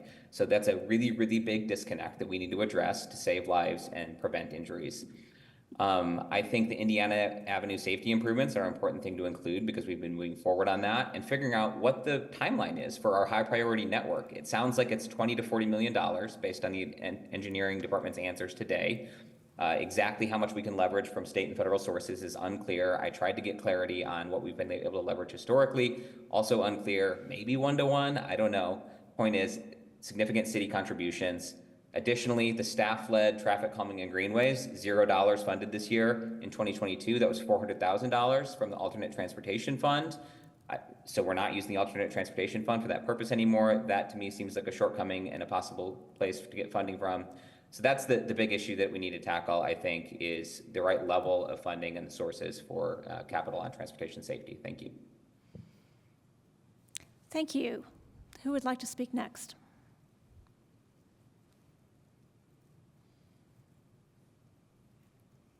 I know you have opinions.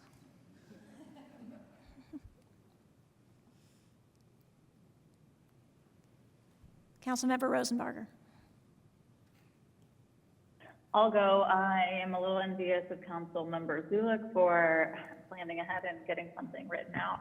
Okay, it's not how I tend to fly. So I was trying to say things differently from budget hearings, but it is very similar.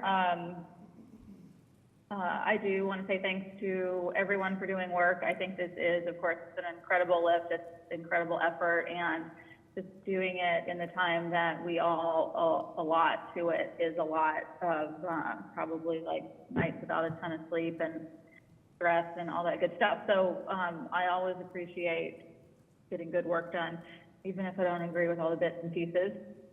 Reiterating some, I agree with funding a LEAP analysis, meeting with LEAP and learning about LEAP from CAPS. I think it is an awesome opportunity that LEAP is looking for a Midwest city to do this project with, because they've done call analysis for cities across the country, but nothing yet so far in the Midwest. And so it's just a really awesome opportunity, I think, to do it with most likely a very low budget ask from us, because they have a funder who really wants it done. So I think it is awesome for our city to get that done for reasons Councilmember Stockberg and Zulik stated. Transportation plan, Safe Streets for All, we've talked a lot about it.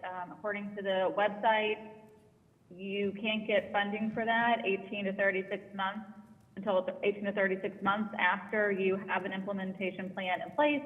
So obviously 1.5 to 3 years, and we need action way before that. That's why we have our transportation plan that needs funding on a really big scale. Councilmember Flaherty weighed in on this. It's not just about what we can do in our budget, but it is about TIF dollars. It is about bonding. Those things are more difficult for me in the amount of time we have. I don't know how we can get that guaranteed or get to a place that I feel comfortable that it will in fact happen next year, if that's even an option according to the administration. Death on our streets, dangerous by design, is not unlike death in our city due to homelessness and addiction. They are each a crisis. They are each incredibly urgent. I really want us as a city to look at tackling all three of these at the same time, because I think it's just absolutely necessary. I mean, we have people getting run over by drivers, and it is horrific. And I mean, we have people sleeping outside with like no places to go, and we do things like we count how many potholes we have filled, we count how many like needles we have picked up, and every time I see these numbers, I'm like, but we have people dying, and it's really hard. I'll stop right there. Thank you. Thank you. Who would like to go next?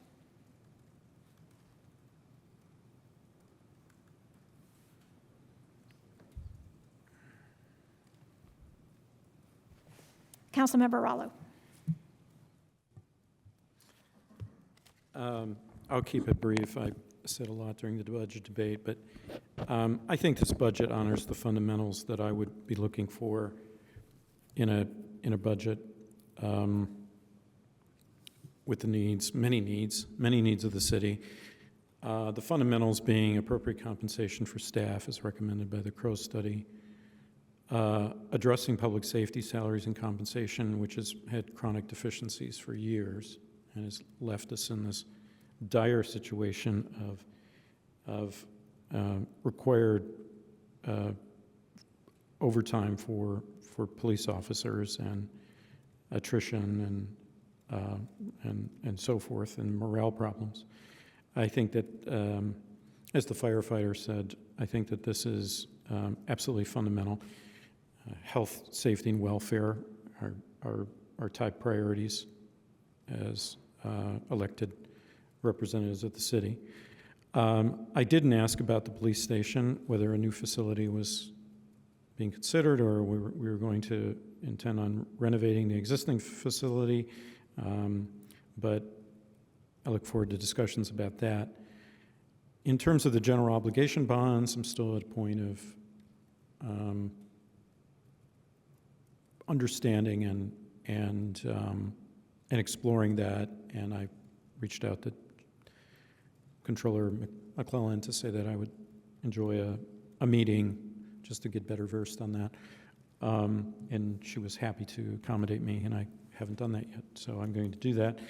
I guess my only, I don't want to say it's a failing, but my only real ask is that, having been on the council for a very long time and seeing historically CDBG monies in greater and greater deficiency over years, we have the opportunity for the Jack Hopkins Fund to mitigate that and replace that funding and do a lot of good, which it has in the community. I appreciate the increased amount. Perhaps we could do something on the order of matching the need, because the need, I think the request last year was $650,000. I think that's a legitimate need. I think the need is real. I think People are suffering in our community and elsewhere because of high inflation, because of lots of low wages and so forth, and we need to address. We need to help those social service agencies that do the good work in the community. So overall, I think that this is a very sound budget, and it is respectful to to the absolute needs that we have. Thanks. All right, Councilmember Daley, do you have any comments? I don't have anything new to add that hasn't already been said and that I didn't say last week, but just to go on the record, I will be supporting this budget. I'm all in favor of, compensation, raising the compensation for our employees in the city. I think we have great people who are working for the city, and if we can't retain them, then we'll be in worse shape than we are now. So we definitely want to make that a priority to retain the great city staff that we have. I am also in favor of more work on our streets and our sidewalks. I've said that I wasn't, when we were putting our priorities forth, I didn't firmly assert anything, but that is the one thing that I do most firmly support. I guess you'd put it that way.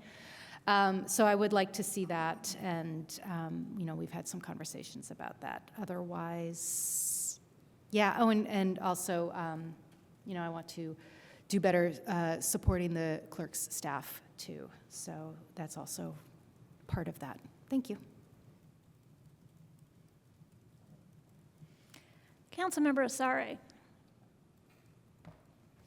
I'll just say, I've just to echo what I said at the end of the budget meeting, that I think that given the way that we presented the priorities, I think that I'm quite satisfied in the good faith effort to meet the majority of the things we have here. What I'm interested in, though, is more so talking about the strategy for GO bonds, particularly and thinking about how creatively we really can reach that, for example, $20 million mark for infrastructure. And so that's sort of more what I'm interested in talking about. I think given the way that we presented priorities to the mayor, I think that this is a equal reflection of what we presented, which was a equal set of priorities. We never said that we cared about one more than the other. I wish we had, but we did not. And so I think given that, at this stage, I'd just like to reiterate the fact that I'm supportive of where we are right now, but look forward to further conversations about what we're going to do with some of these other possible funding streams. Thank you. So that leaves me, I think. So just, I'm in favor of reaching a new paradigm for public safety in our city. Public safety is not just police, obviously not just fire. A lot of the safety concerns of residents have to do with mental health issues, substance use disorder issues, poverty, frankly, people who are unhoused, perceived to be a safety threat. What we really need is a comprehensive view of public safety and how we can make the streets more safe, make the community more safe. The police department budget request, the outcomes were more police officers. That, to my view, that's not a community outcome. The outcome I'd like to see is a safer community. And I think hiring more officers is not the way to get there. There's been studies shown that higher percentage or proportion of police officers in a city does not create greater public safety. And we have so many issues that are not really related to law enforcement, that are related to mental health care, that are related to people who just are not well served in our current system. And the Law Enforcement Action Partnership, as has been mentioned, acronym is LEAP, has a community responder model that they have researched thoroughly, and they have helped many cities to develop such a model. And I feel strongly that they would be a great consultant for the city to hire in order to take a comprehensive look at our public safety needs and improve our outcomes. I don't think such an analysis could happen as effectively in-house, because everybody in-house is already part of a system that is not working for us. So we really need to hire LEAP, and I think $10,000 would be sufficient, which is a drop in the bucket in this budget. I also want to agree with some of my colleagues that pedestrian safety needs to be a priority that we actually fund. And the transportation plan as well has things in the 1 to 3 year time horizon that haven't even been funded yet, and we're in year 5. So, if that's not spelled out prior to approval of this budget, if that's not spelled out as going into GO bond proposals, then I would have a hard time voting for this budget. So those are my comments. And now I'll welcome Mayor Thompson to come up and give some initial feedback, and then we can have a conversation.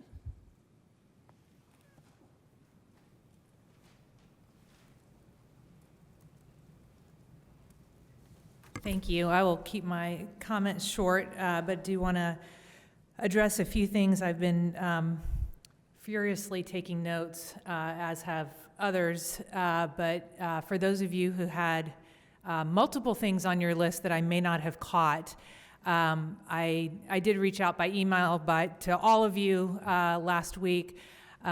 Isabel said that she wanted a meeting. I've been trying to reach out to those of you I hadn't heard back from proactively, but I will again reiterate my willingness to talk. And,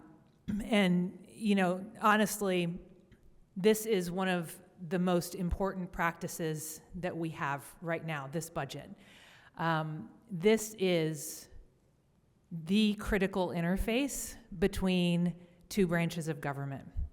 And when I ran for office, I committed to a transparent and collaborative approach to government. And I think we are iterating our way with this budget process into a more collaborative approach. But I want to assure each one of you, you don't need 5 votes to make a change in the budget. We need to just decide it's something important to do and figure out how we're going to do it.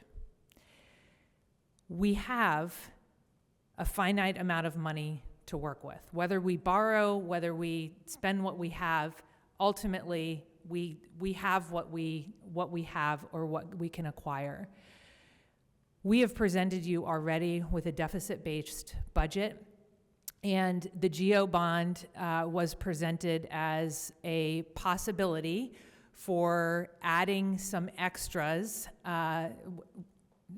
They're not, I didn't mean to insinuate they're extras, adding additional priorities that we were not able to fit into the operating budget because the operating budget is only one of the funding streams that we have. It needs to fund salaries. We can't bond for salaries. Infrastructure and capital projects can be bonded for. And I also want to note that while Bloomington has, for the state, a relatively low tax rate, we have increased taxes lately. And if you're not hearing from constituents about the pressure that that's putting on people, especially on fixed income, I want to communicate to you that I am. And so we are doing our best to put together a budget that meets top city needs, looks at other funding streams to potentially fund capital projects, which they can do pretty well, and attempt to not increase taxes. So I am deeply committed to being a great steward of our fiscal resources and committed to serving the people who work so hard for the city. And one of the most practical ways we frankly can get a lot of this work done is to pay people what the market says that they should be paid. We've done salary studies. We're doing one for elected officials now. The equity in that is that we will have a system that actually gives us professional recommendations for salaries. The turnover in places like public safety, planning, transportation, et cetera, is actually costing the city money, and it's costing us projects that we could otherwise be doing. So I want to commit to you that we would really eagerly like to look at the possibility of GEO-bonds. There are other funds we can look at as well to fund things like sidewalks. The Safe Streets Initiative, I know it ties to sidewalks as well, but the Safe Streets plan is, I mean, the project is submit the plan and you can get additional grant funds. So we also will continue to seek those grant funds, and we are in the middle of a multi-year plan that I am committed to carrying out. I am happy. I just wanted to be sure that Controller McClellan, I don't think she needs to make opening comments, right? But we both are available to answer questions for you all. And I just would really love to have a conversation out in public about how we can collaborate and get where we need to get. Thank you. Are there questions, direct questions for Mayor Thompson? Councilmember Zulik. Hi, Mayor Thompson, thank you. So you said that there was a multi-year plan in progress. Is there a document that we could look at, or is it still like in the planning stages? Sorry, the Safe Streets? I thought you were talking about a multi-year plan overall. Oh, so we are, two things that I probably should have said. It has, President Piedmont Smith has suggested that we start a year-round budget team. I'm in favor. I think that is, that'll advance us and get to a place where we can actually build a collaborative budget. We are looking at multiple different plans. Councilmember Flaherty has suggested a title that I can't remember. Councilmember Flaherty, a strategic sidewalk plan, something like that. Comprehensive sidewalk plan. Something like I said sidewalk master plan. Master the plan. Idea of Thank a you. Planning document to be incorporated. Yeah. With that. So, you know, the controller has already committed to doing a multi-year financial plan. We run, obviously, a multi-million-dollar organization here, and any good business, good government, does a forecast so that these multi-year plans, transportation, sidewalks, public safety, all of these things, we forecast what we're going to need. That's how we're going to stay up to date with salaries and everything else. So this overall financial forecast can help us and should tie in all of the plans, the transportation plan, a sidewalk master plan. We would all love to fund every single priority, and I think taking a 5-year view allows us to see how can we strategize these priorities in a way that's best for each of the funds and gets the urgent needs met and ensures that we are planning for the important needs as well. That's great, thank you.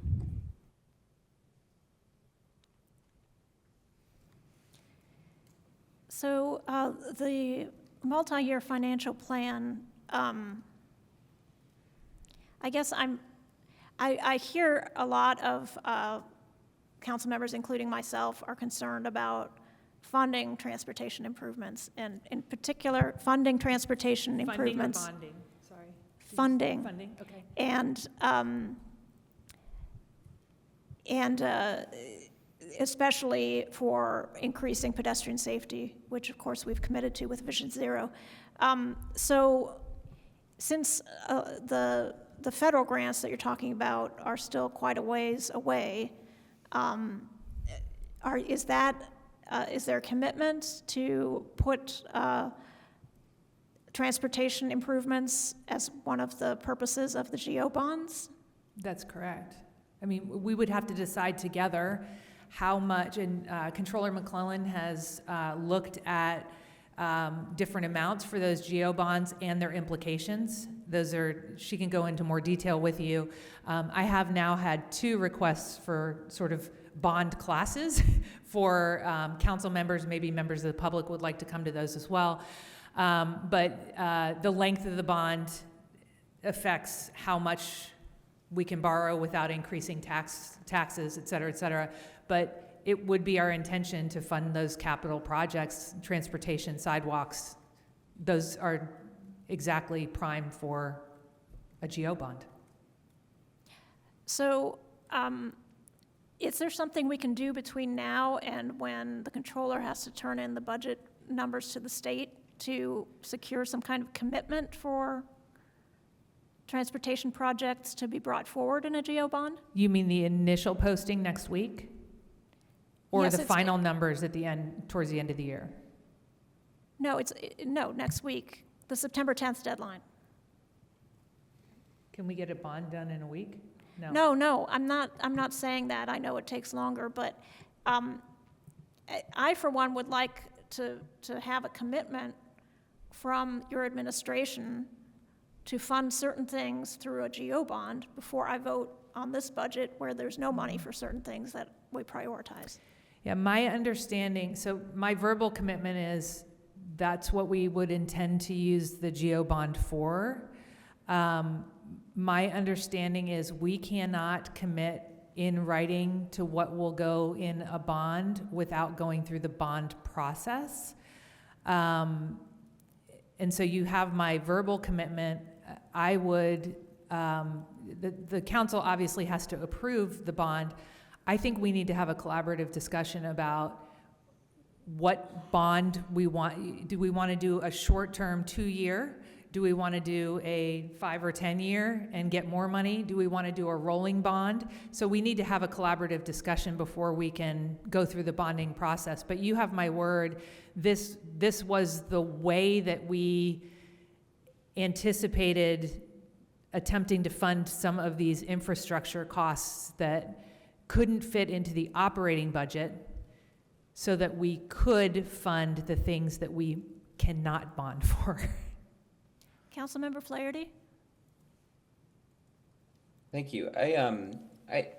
This gets a little more specific. I appreciate your high-level comments, Mayor Thompson, but it is on topic, which is the Indiana Avenue safety improvements. So my understanding was that there, and I think the engineering budget Q&A confirmed this in the written comments, that there was funding or partial funding, I'm not sure exactly how much, in the 2024 budget, I think in planning and transportation, which is why that project had moved forward. But since it started, the timeline has backed up some, and those funds are maybe no longer available. It was suggested that in 2025 we could look to federal funding or something like that.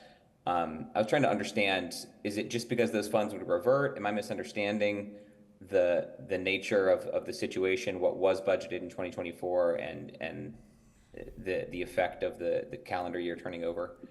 We can check into that for you. I'm not exactly sure the exact details of that, but we have not discussed reverting those funds. Don't most funds revert automatically if not otherwise allocated or committed in some way? I believe that's correct, but we would have had a discussion about knowing that we had funds and allowing them to revert. So I'm happy to look into this and find out what the funding plan is for Indiana Avenue and whether or not there are still funds available in 2024. Okay. Thank you. Yeah, look forward to follow-up. Yeah. Controller McClellan, do you have any further information on that?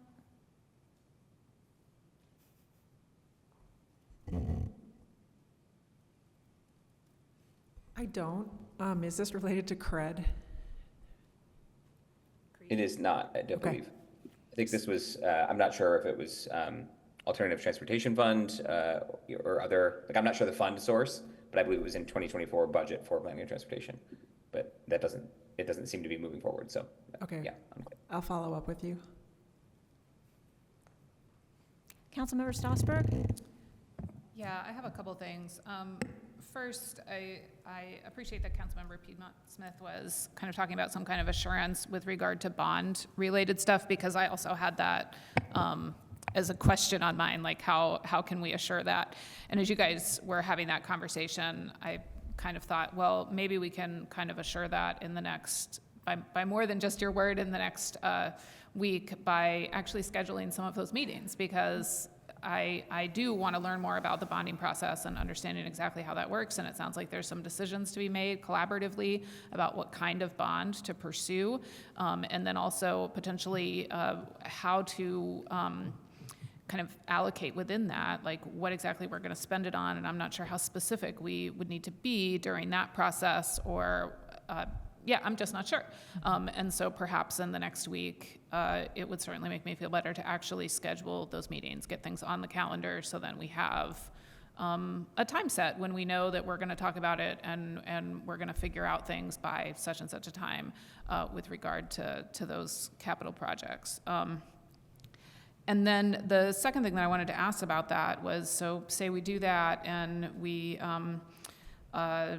approve a GO bond, would that money actually be available in 2025 to be able to spend on any of those projects, or would we have to wait additional time? 2025. Okay, great, thank you.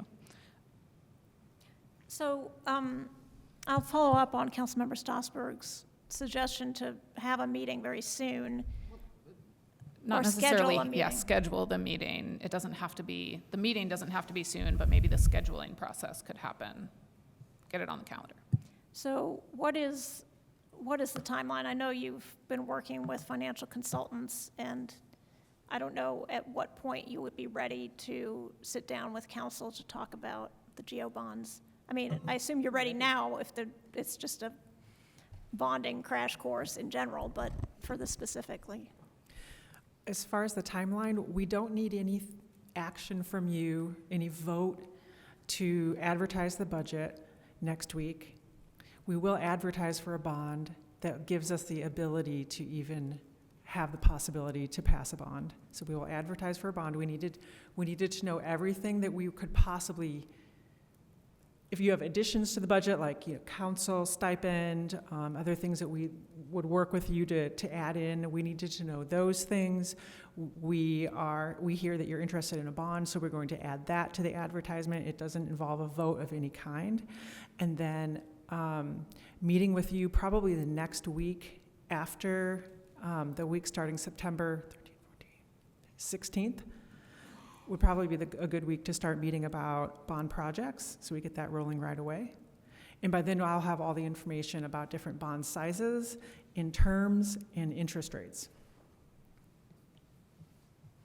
Thank you. Councilmember Osari? High five. We're going to give them all to you all at the end. Thanks. The first question is, could we talk a little bit about, and I know within the budget, and I asked these questions in writing, I think gave a really strong answer, but we're talking about these bonds, they would have an impact on people's taxes immediately, or can you explain what the impact would be on human beings in Bloomington? The impact would be no different than it was last year as far as we can control. We want to keep our tax rate, the city tax rate, exactly the same as it was last year. Mm-hmm. Okay, but if you're assessed, so people wouldn't see a difference in what they're paying in taxes right now. but if their assessed value went up, then Right. their rate will generate more taxes. So assessed values Not generally, because of our budget. but not because of our Not budget. because, but because of the GO, if we did pass GO bonds, there could be an impact on what taxes people pay next year. Is that correct? If I want to push back on that a little bit, I think I'm that, trying to understand. Yeah. Yeah, because I think that I think just want the administration to be really clear that we are not impacted. The only thing we have control over is our tax rate. Right. And that's set by like what our budget is. And if we include the GO bonds, and we are keeping our tax rate exactly the same as it was last year. Right. And so, and then so where is now if we didn't do a GO bond, would people get tax relief? Yes, taxes would go down for most people. And what's the scope here? So I know that we have a lot of bonding capacity, but like what is that? Like where's the realm here, and sort of what is your suggestion for the right purse size, if you will? Like what is the right size? And I know that these are conversations that we have to continue to have, but and I'll explain why I'm asking all these questions. It's because, you know, if the suggestion here, and I have other proposals for other ways we might think about this, but if the suggestion here is that the way that we fund some of these missing priorities, and to be clear, these missing priorities are huge. I mean, and not that they're gapping. I've already made my point that I don't think they're gapping holes in the budget, from my opinion, but they are big asks, right? So when we talk about the sufficient funding for infrastructure, sidewalks particularly, and safe streets, I mean, that's a lot of money. Do you actually think that, I mean, so to leave, I don't want these two things to be totally abstract, right? Like, do you think that we could bond reasonably to meet the need that we'd like to meet in infrastructure funding? Short answer is yes, and the long answer is just there are a lot of options, and I want to share all those options with you. There's just there's a few different ways to slice and dice it. Fantastic. So it is actually on the table as a possibility, right? Oh yeah, absolutely. I have some other thoughts, but I don't want to. That's a different line of thinking, if the chair would allow. Go ahead. So the other just thoughts here, to me, like the only two other things that come to mind for me is, and I don't know what the purse size is of this, and don't have personally the RAM, or math skills. I should ask Councilmember Stossberg to help, but to do this myself. But have we looked at the question of every year, there's certain things that we over budget, like we make estimates of what, sort of what we want and need. And I'm so sorry that you're standing. You should come and sit down. But is there, that sort of gap on a yearly basis of what we give departments and then what gets reverted? Do we have some sense of how much that is? Yes. And I'm trying to we estimate for 5%, and it's always more than that. And I want to see it gets close to 10%, but I really need to look at the numbers. Of the overall budget? And so is there a way that we could bake that, like that flexibility that we estimate for, like, is there a way that we could use that maybe, or assign that, or some, is there some flexibility there? A lot of it is due to salary, is unfilled positions. Yeah. And that makes it kind of difficult to make it flexible. Makes sense. Yeah. Makes sense. And then the last thought for me was there were the two other places, like if I was looking to like where we move money, or what we like, which is when we talk about GO bonds, but is the question of there's some things that are placeholders. So I mean, and things that we support, like for example, Public Works wants to get a new building, so they have a placeholder of $300,000 within the budget. That's again sort of an estimate, so that they can do the design work, et cetera. Are there other things like that that perhaps we should have thought of last week, but that are specific placeholders of an amount of money? That's sort of sitting there. We're like, well, we don't know if it's going to be. It might be 300. It might be 150. It might where some specificity might free up some funds. I wouldn't classify I don't think there's anything that I would classify as a placeholder. There are some things where like we have to do this study next year. We're pretty sure it's going to cost $250K. We're not exactly sure, and I've said, like, can you please get a quote as soon as possible? Right. So we can update the budget. Those I guess are placeholders, but it isn't. It is work that is actually going to be done, and they made their best estimate. Of course, but the cost. amount is what more so saying, right? Because like, is there like have we baked in a sort of plus minus there, and is it enough money to do something with? I would say there's not very much there. Got it. Okay. Yeah, so I tried to make everybody stay away from that. Like we don't. Right. Which is to say very thoroughly that we think that the only way that we do this outside of us coming up with a real strong, like, we don't want X in the budget, is to go bond. Yeah, the only real placeholder, really the real true placeholder, is that $6 million for salaries. Yeah, fantastic. That is a true estimate. Yes, and I think we've all made a strong argument for why that needs to be there. Yeah, and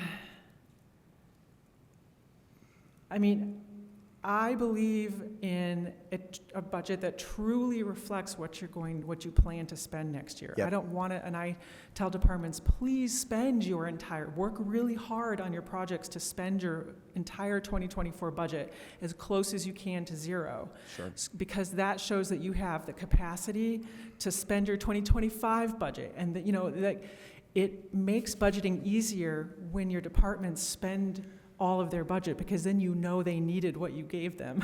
And this is an exercise for me too, to say, what do you really need before it even comes to you? Yeah. And so we worked really hard to not have placeholders, and to not dip into any more deficit in the general fund, and to come up with creative other funding sources, like TIF can fund infrastructure. Mm-hmm. We still have ED Lit. If we move things out of PS Lit into a bond, we can put more salaries in PS Lit. Excellent. There's a lot of funding sources that I think we as a team need to look at. Great.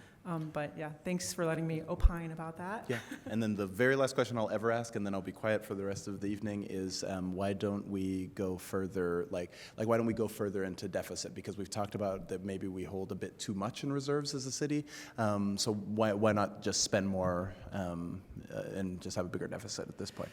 Well, the structural reason is that it's very hard to cut your budget back from what you did the previous year, and I was very reluctant to spend more into deficit, and then the more we spend down our deficit, the smaller it's going to feel like, the less budget we have every year. It's like, why don't I get as much money next year? Well, we spent into the deficit, and we're getting closer and closer to the bottom of the barrel, so your budget starts shrinking. It's very deceptive.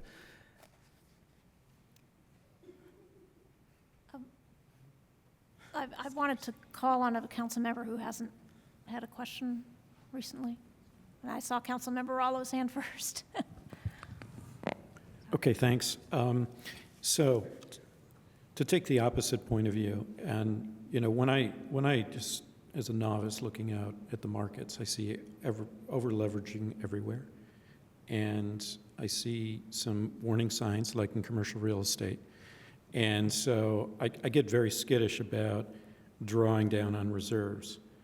I think maybe GO bonds are a good idea for funding capital projects, but I'm kind of bearish on expanding spending on council priorities as have been discussed. I don't argue that they're not important, but I think that in the context of the time that we live in. So my question is, suppose something akin to 2008 happens, and property values fall and assessed values fall. Is that part of the consideration? That's got to be part of the, I'd like a world where everything works out in the future, but it may not. It may take a while to get there. So what do you think, Controller? We still consider, as a city or as a controller, we still consider property taxes very stable, even because we have the maximum levy. And so even if property values were to fall and all of our assessed values were to fall, it would be difficult. It would be hard on our taxpayers, and I think that we would have to make budget cuts. We would be able to legally raise the same amount of money that we did the previous year, but we'd have to consider the effects on our residents. Right. And I think that's where we could really help residents if we were in that situation again. Okay. So I'm a little wary of increasing debt and debt service looking forward at this point. So that's where I fall. Just thought I'd tell you. And it's kind of a contrarian view, I suppose. But I think it's worth considering. Thanks. I'm going to call on Councilmember Rosenbarger because she said she had to leave at 9. Go ahead. Oh, thanks. Okay, going down this bonding new TIF district kind of thought process. I'm trying to hurry, but you can't tell. I guess I'm thinking like, so I think what we need to do is look through the budget to be like, what else in the budget can be bonded for or use capital projects basically? Because I think right now it's mostly what got taken out, is transportation, which I find very urgent. And I would hope that we can get some transportation funding back into the 2025 budget. Like, Councilmember Sari is talking about, the public works building design, that's $300K in the budget, but that can probably be in a bond, and it's, there could be some time for that, like it could wait until there is bond dollars for the design and the construction. Also just thinking, I talk about Safe Streets for All saying 18 to 36 months before you get funding after you have a plan, but also the 20% match in the 2025 budget, I don't think has that match in it. So that would be like something we would need to put in if we are in fact trying to get Safe Streets for All dollars to get that federal match in 2025. So I guess are we kind of at a place that like in the next 10 days, we're going to look at some changes to the budget before it gets submitted? Or I guess, I don't know, Mayor, like, is that kind of the route you're going down? Or are you kind of like, this is the budget, vote yes or no on it? I guess, I just don't know if that's been like asked and answered. Thank you. I'm going to try to answer your question, Kate, and just stop me if I'm not getting to what you need to know. It sounds like you definitely are aware of the transportation projects that were not in the budget. We have a list of all of those, plus some more that were not even suggested from engineering, and we have that in our list. And I have worked with engineering to like pick the ones that he thinks are definitely doable in 25 to include those in the bond. I made a note about your question about a 20% match, and is that in the budget? I'm going to follow up with that and find out, but I will say that I increased the community crossings matching grant funding to include that in the bond, so we get 100% of our 1.5 million that we need to budget to, match the state's 1.5 million. And then, did you have another? Can you remind me, was there anything, are we going to, like, what's the next process in the next couple days? Like I said before, I can just advertise the budget as presented high. It will be advertised high, and then include a line for another bond debt levy, so that will be included, so we have that option. You haven't approved it, we have the option. That there's no vote needed on advertising the budget. And then we can follow up in the next week with the list of projects that we think meet all your priorities and have some things in there that were not in the budget for transportation. And that's kind of like the preliminary, like, this is what we're thinking. And it would officially come to a vote for you when we bring you the bond ordinance later in the year. Yeah. No, I get that. Sorry. My question is just like, it's on that path, but, is the administration up for making changes to the budget, or are you only in the next days before it has to get, submitted and advertised? Or, so is there wiggle room where it's like what in the budget could be bonded for and maybe wait until later, like how I suggested the design for public works building? Or, is this like, hey, you all, this is the budget, we're here to talk to you about it, we will not be making changes, and all changes will be auxiliary funding later? I'm just asking, like, I don't know where we are, like in the nitty-grittiness of the process. Yeah, we're here to talk to you so that we can make changes. So we're trying to get enough input so that we can weigh options and move items around to the best of our ability, and try to meet as many needs as we can, and also to hopefully help people understand that there are other funds available that are really practical for many of these things. So I understand this is a trust exercise, because the council has the most say in this operating budget. And then with bonds and with things that are RDC controlled, you don't have as much of a say. You have to vote on the official bond. We can put that together though, and I think my goal is that we are rowing in the same direction with goals and figuring out how to get them funded. That's what's best for our city. So be fiscally responsible. I'm not telling department heads to spend budgets. Spend what you need, and only what you need. But we have a commitment to making some choices, and trying to fund as many priorities to the best of our ability as we can with the best source of funds for those. That's why we're here.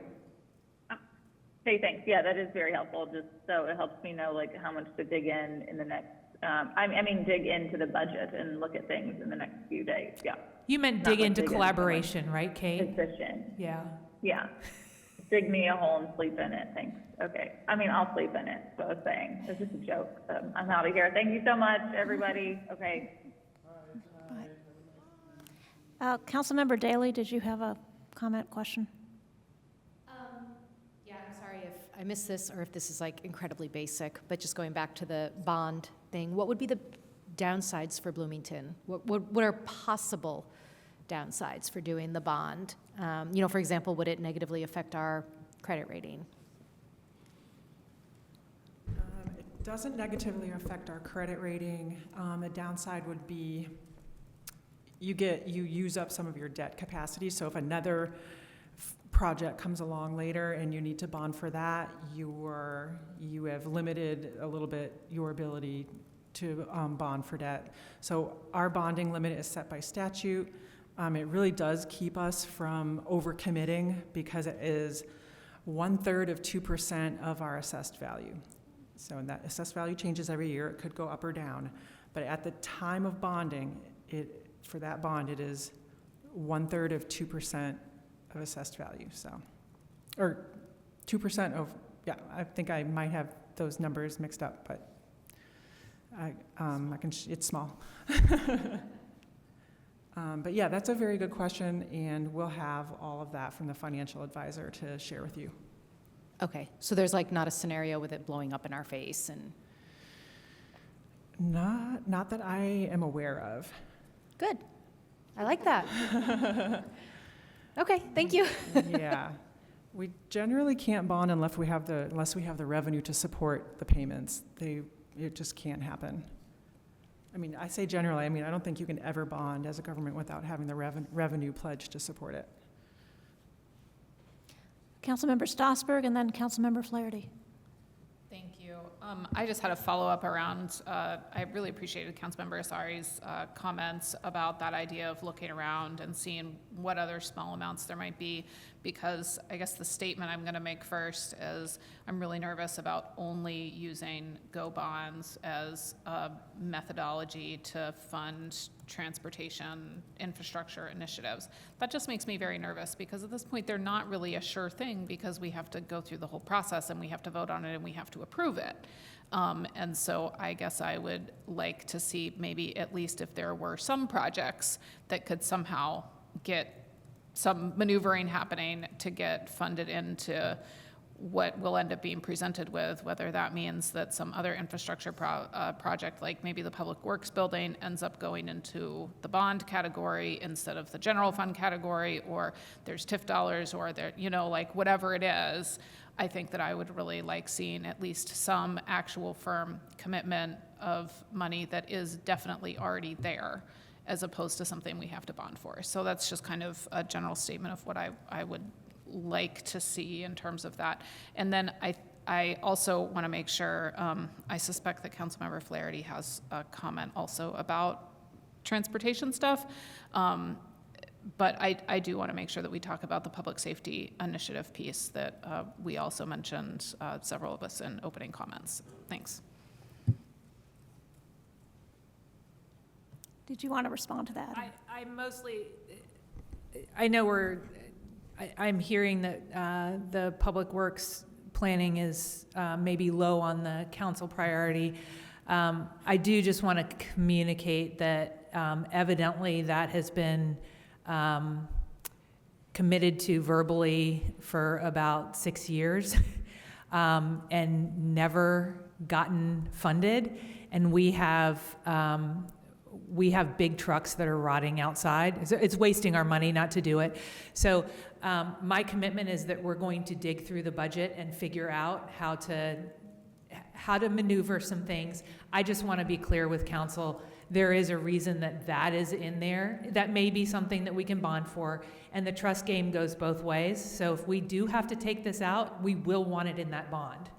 It is good stewardship of $100,000 plus trucks. Yeah, I agree. I just, I was using that as the example because that was the example that was easy for somebody to throw out earlier about infrastructure, not necessarily that I didn't feel like that was a worthy project of moving forward with. That was my reason for using that. Yes, the I will not be a example that I mayor who gave. builds things for the sake of building them. It actually is needed.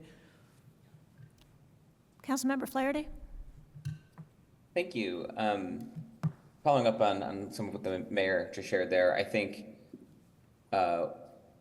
in looking at the budget as proposed, like two things I'm looking at. One is new spending and trying to get kind of a complete inventory for myself and my own understanding of like what's new here so that we can actually have a real conversation about trade-offs of new initiatives versus, plans and goals we've committed to but have not been able to meet, especially ones that are particularly dire in terms of the life cost. The other is looking at changed spending where things are different than in the past, and just trying to understand why or what's and those might be one and the same in some cases. And so one example of this, and if it's too in the weeds, we don't have to talk about it, but I was just curious as I was going through things now, is there's $1 million in street operations from the parking meter fund when there has been $0 from the parking meter fund in street in the past 3 years.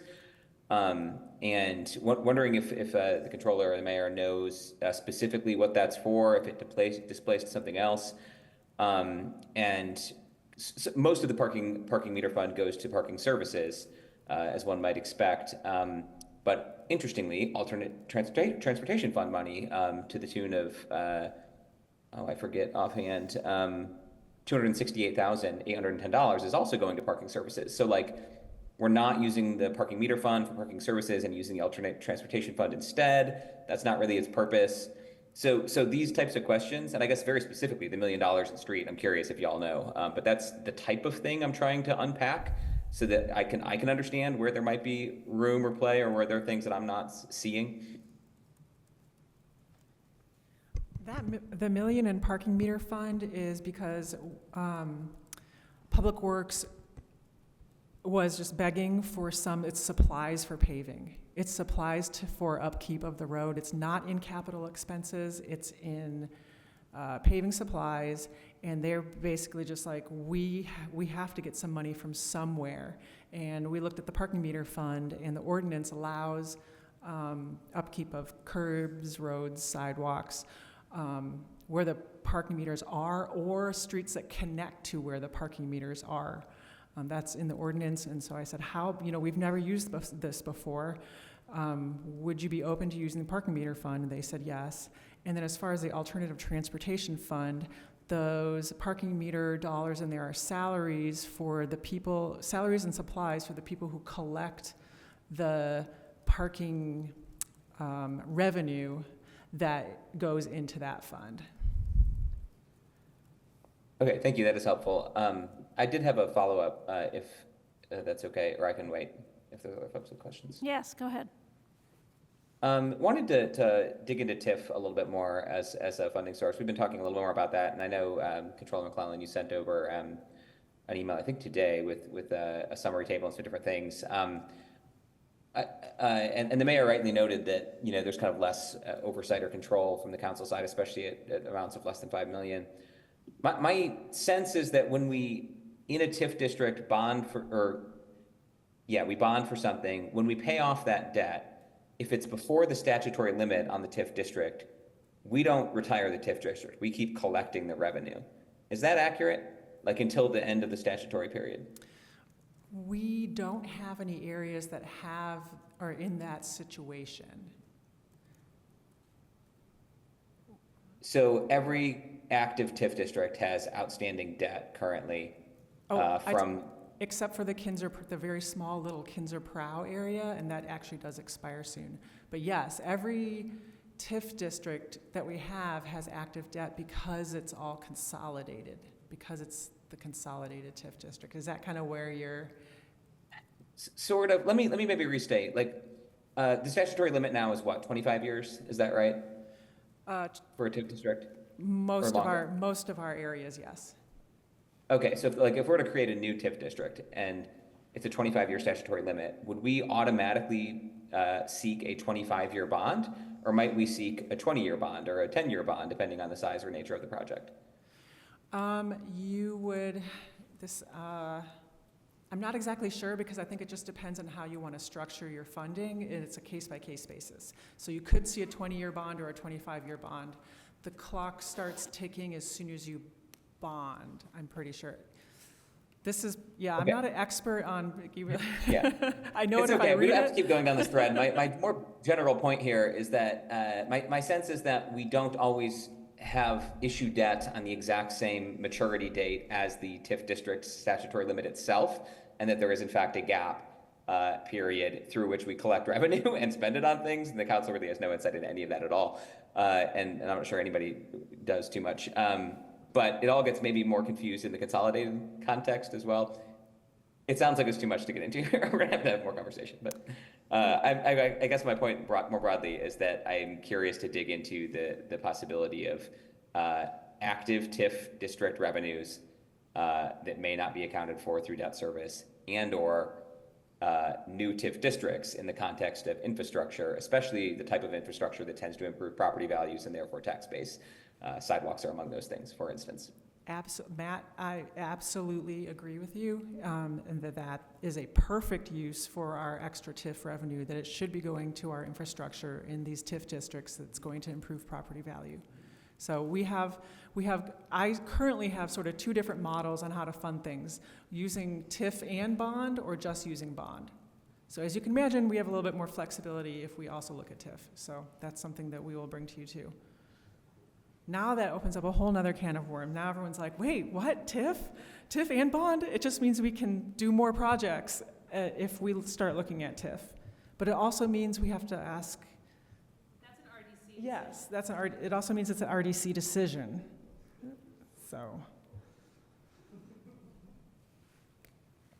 So I have a question that is taking us on a different path. So I'm in favor of the compensation increases, but I still don't understand how the big salary bump this year or in 2025 because of the Crow study it'll have an impact on future years. I mean, if you're increasing somebody's salary by $10,000, then you're going to have to pay that $10,000 plus the COLA for many years down the road. So how can we support that if we have a deficit budget this year? The big bump this year could be a 10, 20, 30% increase in their salary depending on what they get, but then every year after that will only be like a 2 or like a 3 or 4% increase. It's just a much smaller increase after that. And I know, but you're still paying that higher base amount. I understand that it's on a larger salary, but for that many salaries, like in general, 3% increase, just like rough math off the top of my head from what I've seen, could be like 1.8 to 2 million for increase if you do 3%. It's just a much smaller amount when you're only increasing that salary base by 3%. Yeah, but you're going to be like the person who made $80,000 this year is making $90,000 as a result of the Crow study. You're still going to have that $10,000 you're going to have to pay extra in 2026, plus the cost of living increase. So how are we yeah. not getting into a hole where we have to use a deficit fund every year? We put it in our model, in our financial model, and it, I mean, yeah. We get more every year is what the mayor said. Okay, so you're estimating that increased property tax revenues are going to cover that? Okay. Other questions? Councilmember Rallo. Yeah, I forgot to ask, what's the balance of the CREED fund?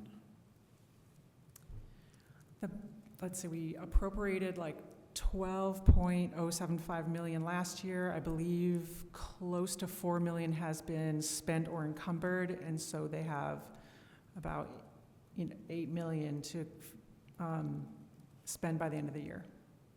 And is that, I guess what I'm, okay, let me step back. I'm curious about, my question I wanted to ask actually was, we talked about public safety pay, but we're also concerned, the council's been concerned about facilities for the police. Is that under consideration right now, and where's the funding coming from for that? Are we going to be using CREED funds to finance that? It's very early in the planning stages, Okay. and it's not considered in this budget. Or, Okay. I mean, all the funding options are on the table, but we have definitely not made any decisions on how to fund that in the future. Would you say that's accurate? Yeah, we're looking at possibilities, but we're not even. Please come to the mic so that everybody online can hear. Yeah, we're looking at possibilities for the police, but we're not at a place where we even know the various options and how much they would cost. When you develop options, you'll let the Include count. Of course. Yeah, just we weren't always included.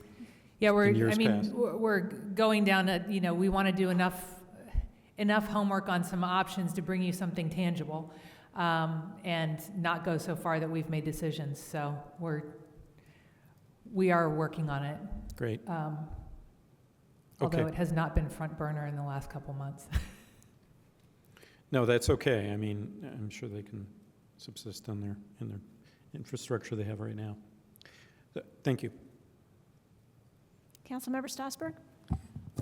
Councilmember Piedmont Smith mentioning the cost of living increases reminded me that the other thing that I wanted to maybe say tonight has to do with cost of living increases, because I feel like when we give everybody across the board a certain percentage of cost of living increase, that just promotes further inequities, because somebody making $100,000 is then getting, say this year with 3%, an additional $3,000 based on that, but somebody making $50,000 is only getting $1,500, and yet both of those people are paying the same amount for increased costs of, say, groceries and personal care items and gasoline.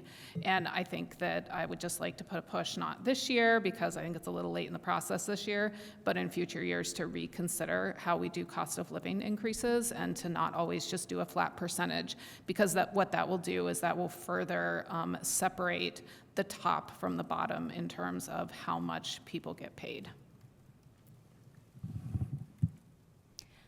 I think at this point I'd like to give the public an opportunity to comment, but I hope that nobody, that the mayor and controller don't go away, because we can pick this conversation back up. I just realize it's getting late, and there may be people in the public who would like to comment on the budget. So if there's anybody in the public who would like to make a comment, it'll be limited to 2 minutes. I don't see anybody in chambers getting up.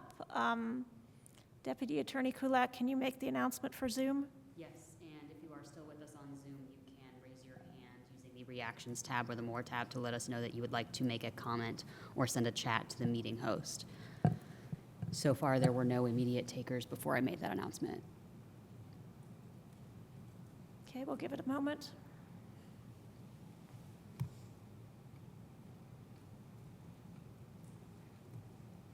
Still nobody? Correct. Okay, let's go back to our discussion. So I think I would like to get to brass tacks and see if, Mayor Thompson, you would be willing to fund the LEAP study for community responder program and analysis of our calls to 911 in the 2025 budget.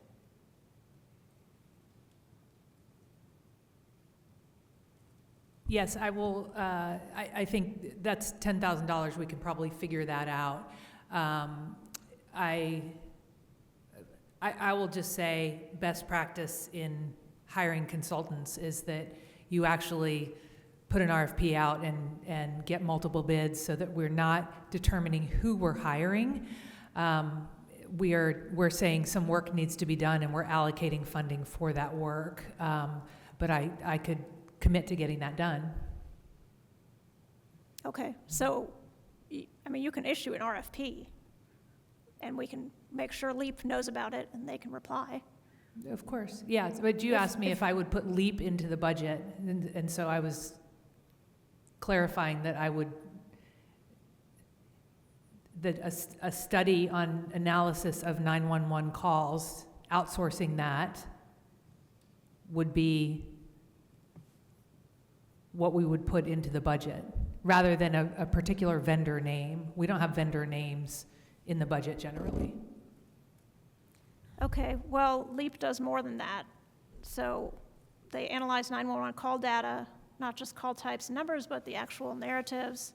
They meet with the people in the current public safety system and community stakeholders. They compare needs to best practices from cities that have CRM programs. They produce a written report outlining findings and recommendations. So I would want all of that to be in the RFP. Understood. Okay, so you would be willing to fund I'm absolutely willing to look at it and get an RFP together for the study that we believe that we need. And I don't know that, I can't process that big verbal list of requirements and commit to it without thinking about how do we get everything in. But yes, generally speaking, I hear what you're saying, and we can commit a budget line item for outsourcing some analysis. Okay, thank you. Mm-hmm. Council member comments, questions? Councilmember Asari? I also have a question for the rest of my colleagues. I mean, where have we arrived? So is there, because outside of Councilmember Rosenbarger, who had to drop the call, we haven't talked about things that we want to remove or change in the budget as much. I mean, and I think Councilmember Piedmont-Smith has made a clear statement about something that you want in, and it's I think relatively, agreeable ask, right, and a small cost. But is there? I mean, where are the rest of us? Like, what are we asking for here? I think Councilmember Rallo, Daley, and I have all said we're supportive. So I mean, where are we? So the other council members who wanted to see changes, Councilmember Strasburg? I will say that where I am is an expectation that in the final presentation of the budget, there will be a line item with allocation for analysis of our public safety systems, including dispatch calls, and that I'm hoping for some sort of maneuvering in terms of getting at least some actual money allocated into transportation systems or infrastructure, however we want to title it, somewhere in the engineering budget, I think, and to not just totally rely 100% on GO bonds for those projects, but that there's also the commitment to start having those meetings about GO bonds and making that happen.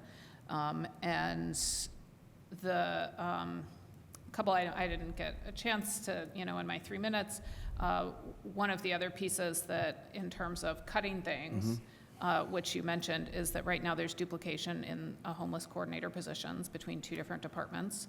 And I think that there could potentially be space there.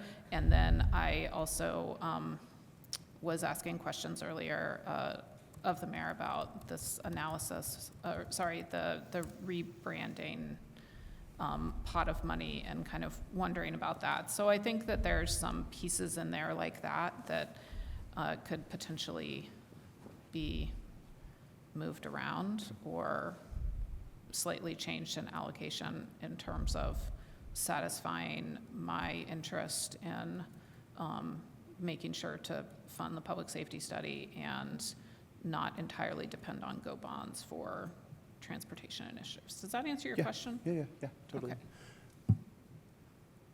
I might add a comment, I think, which is relevant for all of us. I think that the major item that you've mentioned there, the analysis of data on calls, and just speaking in my professional capacity, I think that there's lots of ways that we could do that. I mean, I think lots of people would do that for free, so I don't know exactly if we'd want to, because I think you originally suggested we should hire someone to do that. That's like a big cost and a long-term commitment versus committing to the process of wanting to analyze it, right? And so I'm just curious where you are on that. My understanding is that the $10,000 that is you're discussed talking getting about allocated LEAP. right Got now, it. because the LEAP study would include that. Got it.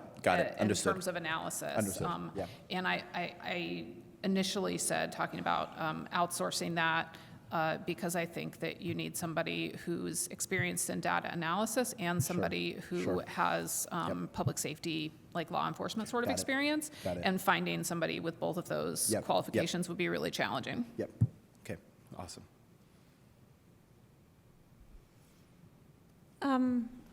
Other council members who wanted changes that we haven't specifically addressed, it might be a good time to address them. Councilmember Zulik? I think we addressed a lot of my concerns already through other councilmember comments. I do have a question on why the mayor's office is doing the elected official salary study when city council is the one who does the salary appropriations. I think that's the right word. The mayor's office is not doing a salary study. HR is. Okay. They did the other salary study. They pay our salaries, and it's akin to outsourcing data analysis on dispatch. You don't do that in-house. You get somebody professional to look at it. So we're just doing best practice on that. Okay. I would ask that we be a part of the discussion on who is doing that study.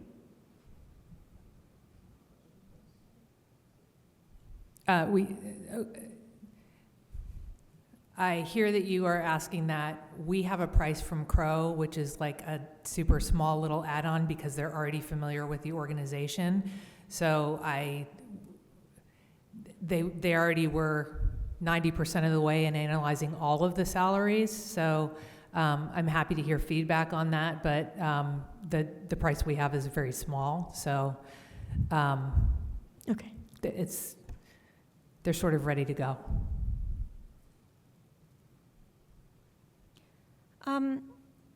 Councilmember Strasburg mentioned, some areas that might be looked at for cuts. I asked this during the Human Resources Department budget presentation, and I think there's $15,000 set aside for an HR website overhaul, which doesn't make any sense to me because we want an overhaul of the whole city website, which is going to be an IT thing. So I don't really understand, why there would be extra money just in the HR budget just for their website overhaul, and $15,000 is pretty substantial if they're just talking about content changes. Yeah, it's a complete restructure of my understanding of the intranet that employees and others use for knowledge base, accessing benefits, et cetera, et cetera. It's extraordinarily hard to use, and we actually have a really cumbersome benefits. We have something something along the line of 20 different benefit sources, from gym reimbursement to, it's not all a seamless package. So that is why that's in the HR budget, because it's a internal facing piece more. Oh, thank you, that Yeah. helps. And I would second about the rebranding. I think, was it $5,000 or something for what's it called? Like branded coffee mugs and stuff like that. What's that called? Swag. Just seems unnecessary to me. We won't give you any swag, and we won't fund it either.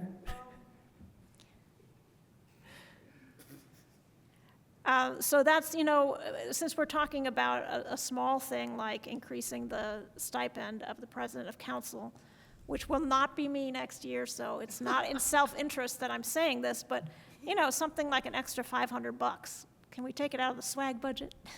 Just an idea. I would just say, look, I think at this, at this point, when we're talking about $500, and I think we started the conversation talking about a $20 million gap that we wanted to fund, and now we're ending the night by talking about $500 that we're trying to find. I think that the mayor's made clear, and again, I'm biased here because I started from the perspective of I think we're already in a good place, but I'm really happy that we're making movement to get all of us on board here. I think the mayor's made clear that they're working towards finding more efficiencies, and I think we've also made clear where we'd like those efficiencies placed. So I don't know if it's worth us spending more time being like, can we have an extra $500, $1,000 here? I think we can find $1,000. Councilmember Asare, I said that because I support this this thing that Councilmember Strasburg brought up. Right. And yes, it is not a lot of money. I understand that. I'm trying to pinpoint, is it yes or no on our priorities? It was stated as a priority by 2 council members. I'm just supporting that. There have certainly been things that you have said in other meetings that I thought was getting in the weeds, so welcome to my weed patch. I hope they're right, native. Councilmember Strasburg. To get in the weed patch about elected salaries specifically, I'm not sure that it has been done properly in the past, but in state code, not in theory, in state code, council is supposed to set the salaries of all the elected officials in the city, and the salary ordinance for elected officials does include that stipend. So I would recommend to that kind of effect that as soon as possible, council members who are interested, and I will volunteer myself as interested, work with our deputy attorney, our interim council attorney to craft that ordinance for elected official salaries, and then officially set elected official salaries for 2025, which would include the clerk's salary, which also got mentioned as an item of concern, include the mayor's salary, include our own salaries, and include that stipend. So I think that I think that we need to create that and then run it through the controller to make sure that the money is there as expected. And then if it's not and there's a problem, then it's a continued discussion to have somewhere else. Can I just make a note? It is your authority to draft that. The Crow study is going to be done in time to set the 2025 elected officials' salaries have to be done by a deadline this year. And so that study will be done in time to inform you for 2025. Is there money like in the say $6 million or $5.5 whatever set aside for elected official adjustments? Correct. Okay, great. Do you know when that study will be done? I don't know exactly, but Char's working on it. Okay. Councilmember Flaherty. Thank you. Let's see. I guess I wanted to first ask, just like I thought someone told me that Mayor Thompson, you'd adjusted what we were presented to now align with the initial council request for this sidewalk specific funding. Is that right, or am I misinformed? Sorry, I didn't understand the question. Sorry, the council had requested $500,000, which was an increase for sidewalk infrastructure because it had been static for a while, and that was not in the budget that we presented last week. Did I miss it, or someone told me that you had changed your position on that, and now it's the amount the council requested? Is that right, or am I not getting it? I don't think we've made tangible changes to the budget this week. We were waiting for feedback and collaboration. Okay. And got it. I guess that's a question then. Let me back out a touch to not just talk about the sidewalk, but like more broadly. I guess I think I share what Councilmember Stossberg noted a bit ago, that I'm not. But like, I know we're going to have bigger conversations about bonding and about multi-year bonding and about what that looks like to meet commitments we've made. I'm not fully comfortable with just leaving it to bonding and not having annual funding going to some types of projects. In the absence of a sidewalk plan for where we're going with that, I think we need to keep funding sidewalks at a higher level than we have been. So that's like where the sidewalk fund piece comes in for now, which I'm in favor of getting rid of altogether eventually. But like for now, I don't think we're there yet. And so that's one request that actually is in this budget, is the $500,000 unit funding for sidewalks in the council budget. Another is staff-led greenways and traffic calming projects, which I noted were funded at $405,000 in 2021 by the Alternate Transportation Fund, then went to ARPA and CREED for a few years and were increased. Those funds are obviously limited. And then there's $0 in funding in 2025 for that. And the answer from engineering is that due to the nature and scale of traffic calming and neighborhood greenway projects in particular, those are not good candidates for federal funding opportunities. And doesn't mean we can't bond for them, of course, but it's not the type of thing we're trying to leverage Safe Streets for All federal dollars, for instance.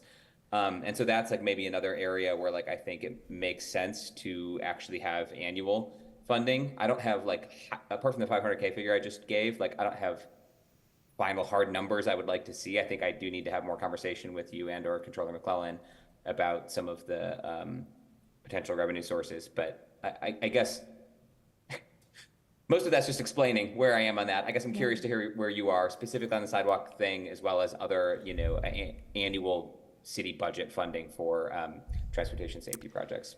Yeah, so we can go back to the drawing board and see what we can cut and what we can't cut. And I just want to acknowledge that we already have cut some administration priorities, and we're being asked to cut even more. And collaboration frequently means that we get to a place where we're all looking hard at all of our priorities. I think we've suggested some alternative funding ways for capital projects. We can look really hard at the annual budget and see where we can fit some in of transportation, sidewalks, greenways, et cetera. And I don't want to verbally commit we're going to get $500,000 of sidewalks and greenways and safe streets, et cetera, without going back and I would say putting pencil to paper, but really we work in spreadsheets. So shifting some cells. So I don't know what we can commit to. I've heard it's a priority. I welcome conversation. I know I've been trying to get on your calendar, and so let me know when you're ready, and we can talk about that. Mm-hmm. Sounds good. So just to be clear, Controller McClellan has to submit the numbers for the Civil City budget to the state on September 10th. Is that correct? It is correct, and my suggestion would be that we do as she suggested, that we post a high number, slightly higher than what we anticipate we want to spend in the budget, but that we don't post well beyond our means. I am as has been acknowledged, we are running a deficit budget. It's a budget that we do have to keep up with because much of the increases are in salaries, which will then come with COLA increases in the future. I'm not comfortable creating more of a deficit in our operating budget, and I do think there are practical ways to fund some of the capital expenses. So I'd like to just express my principle as preparing the budget, and I'm completely open to feedback. I have to advertise the budget by the 13th. If we don't advertise it by the 13th, we don't get a budget. And I'm not comfortable, that's why I told you the 10th, because I want all the information by the 10th so that I have the 10th and the 11th and the 12th to, it is a manual process of entering everything in and making sure everything balances. I need those days. So, but it has to happen on the 13th. Which means the 10th. It has Which to means happen the on 10th. Yeah. I can understand that. So what level of detail do the numbers have to be that you post on the 13th? Like if we are still wrangling over, the $150,000 extra in the sidewalk fund. It's going to be advertised high. So it just has to have every category, personnel, personnel, supplies, other services in capital in every single fund, and revenues, and all the different categories of revenue in every single fund. Per department or just overall? Per department. Okay, that's what I thought. Mm-hmm. So we do, it does kind of lock us in if we want to move money from ESD to hand or something. It doesn't lock you in because it's advertised high, and so you have wiggle room. Councilmember Stossberg? So basically, to say use the sidewalk fund example, you could advertise it at 500,000, but that doesn't mean that for sure it would be 500,000. Or if you weren't sure whether something was coming out of ESD or something out of general, you could advertise it out of both and then pick one later. Is that what you mean by wiggle room? No, I don't advertise it in two places.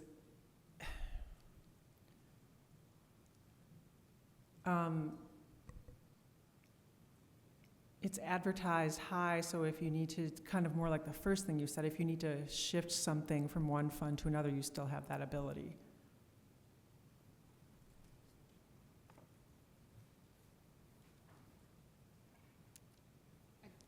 I'll just comment and say I think that this whole process in general should just be easier, and it's not all up to us or up to you. It also has to do with state and other guidelines, and I just want to apologize right now for all the people at home trying to follow this and going EFD, general, like what's happening, TIF, creed, bond, all the things.